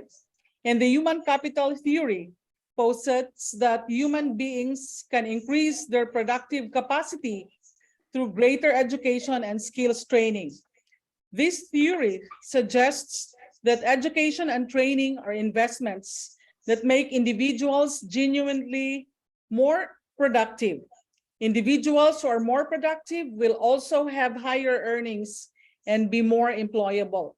Since these students do not belong to the learners with special needs in special education, and they are in the regular classroom setting, we would like to help them. We would like to provide them with proper accommodation strategies, provided that we can identify them. That's the reason why we would like to go into the assessment, based on the instrument used by the Philippine Statistics Authority. And another theory where this paper would be anchored on is on critical disability theory by Horkheimer in 1990. Critical disability studies view disability as both a lived reality in which the experiences of people with disabilities are central to interpreting their place in the world, and as a social and political definition based on societal power relations. So with this, based on the OECD holistic approach in assessment, this will have implications on school governance, design, especially instructional design, and capacity or capability building of our professors and non-academic personnel. So we can make use of the results as basis of this for policy implementation also. Thank you.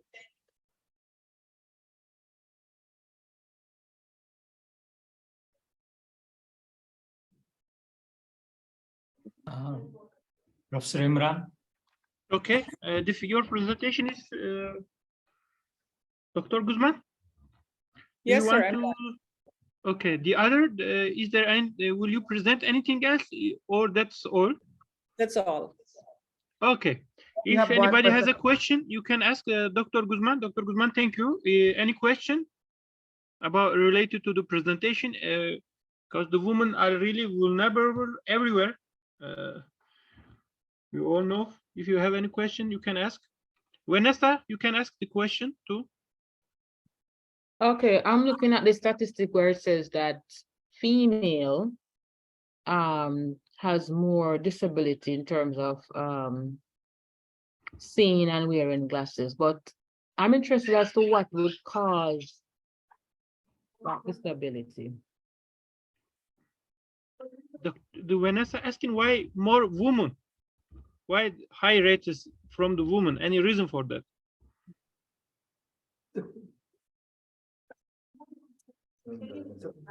Yeah, it might be because of the physical buildup of women, but there's a study that gave the result that women, say for example, have a problem with hearing as early as 60, 65 compared to men. Probably the physical constitution of women is different from men when it comes to hearing. Okay. Any other question?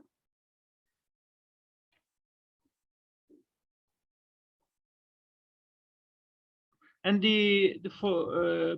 the students who want to get the certificate, please, we shared a form. You need to fill it. We will send you the certificate of attendance to do this workshop. Please fulfill this form. Any other question to Dr. Guzman? Spend money. And Dr. Guzman, are there any government policies for this kind of disabilities? What they do?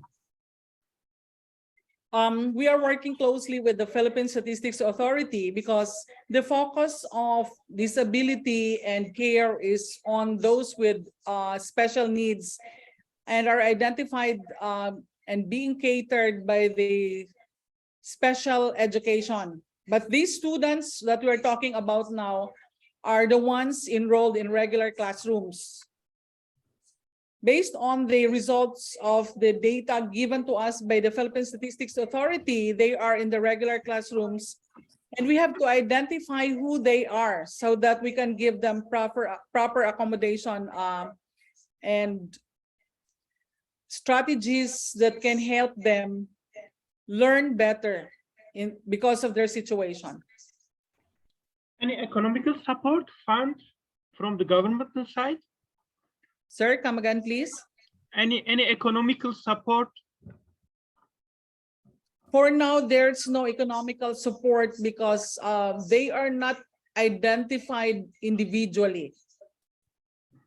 That's why from our end in the university, we have to do something to identify them so that we can seek for government support, state support, and university support so that we can help them in their predicament.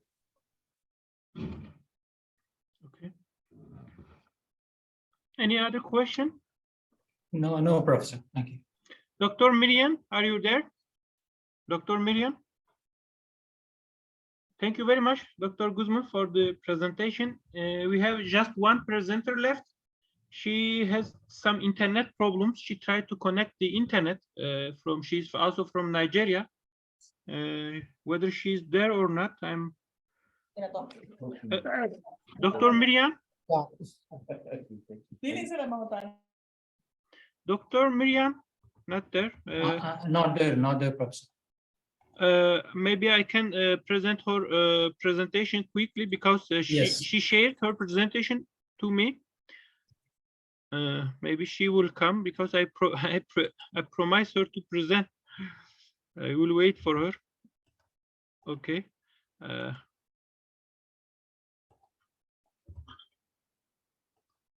Can you see the screen? It's coming up, Professor. Yeah. So the Dr. Miriam will actually we are waiting for her, but I will give some she has a very short presentation. So her presentation was about philosophy and communication, and the philosophy as a discipline has been existence for the states, and it's a way of thinking that subject ethics, thoughts, existence, time, and meaning of value. So it is the way of thinking involves reflection, the reflection, reasoning, and revolution. So this is which is necessary for the understanding. So the hope is that by doing philosophy, people can learn to think better, to act more wisely, and improve their quality of life by reasoning. So that is why the philosophy is a kind of asking and find the reason for the things, and the philosophy engage in communication, and the communication engage in philosophy. So they have a connection. Philosophical ideas are communicated to people as to show the clarity, brevity, concise, clear, and decisions in these situations. And the communication range from sign language, speech, writing, as they mentioned in the other presentation. So the philosophy studies, they are focused on metaphysics, epistemology, logic, ethics, aesthetic, and African philosophy. So this started from the early philosophers about asking the meaning of the life, the universe, and the proofs of existence of God and space. So this is the things that they try to question from the old times, and then that is where the philosophy come, that they try to find, they try to understand the nature, reality, and this is can be done by reasoning. So this is the where is the philosophy comes, and the philosophy entails all aspects of human endeavors. Philosophy gives the answers to question reality through communication, and communication aids philosophy to strive. So the communication, that means to share, sharing the ideas, opinions, in the information, and the values of society as a whole is extended communication in which man freely opens himself to another self, and therefore thereby also attains his own existence, freeing himself from loneliness, but also creating new loneliness. I mean, this is can be explained with the new types of the communication. From accidental communication, there are origins personal trust, and the communication make people to judge their thoughts through speech and writing, and ethical communication, fundamental responsible thinking, decision making, and the development of relationship communities with across the contexts and cultures and the media. Unethical communication threatens the quality of all communication and consequently the well-being of individuals and society. So the thing is that the philosophy and the communication, they are interconnected with each other, and the communication, the philosophical reasoning and the communication can allow the people to think critically, to reasoning, and to understanding, and to understand the reality of the life and the human existence. So the communication and philosophy is a part, and to the conclusion, the philosophy and communication are interrelated as well as exponent of justified society through its philosophical enterprise of analyzing issues, providing peaceful harmony or existence through the community justified process for the society. Through communication, philosophical propensities related to the world greater impact on a human instance. Man is actualized through philosophy and communication. With both them, the world can be better. I mean, if they are used effectively. So the Dr. Marianne still not here, sorry, but I promise her to give a short introduction about her presentation. And as we know that the communication and the philosophy, they are interconnected, and the reasoning is important because the way of to explain, to communicate this reasoning can be done by effective communication. And in other presenters, they show the new types of the communication, but still the old way of thinking, I mean, reasoning, understanding the life, understanding the afterlife, understanding the things is a part of the philosophy.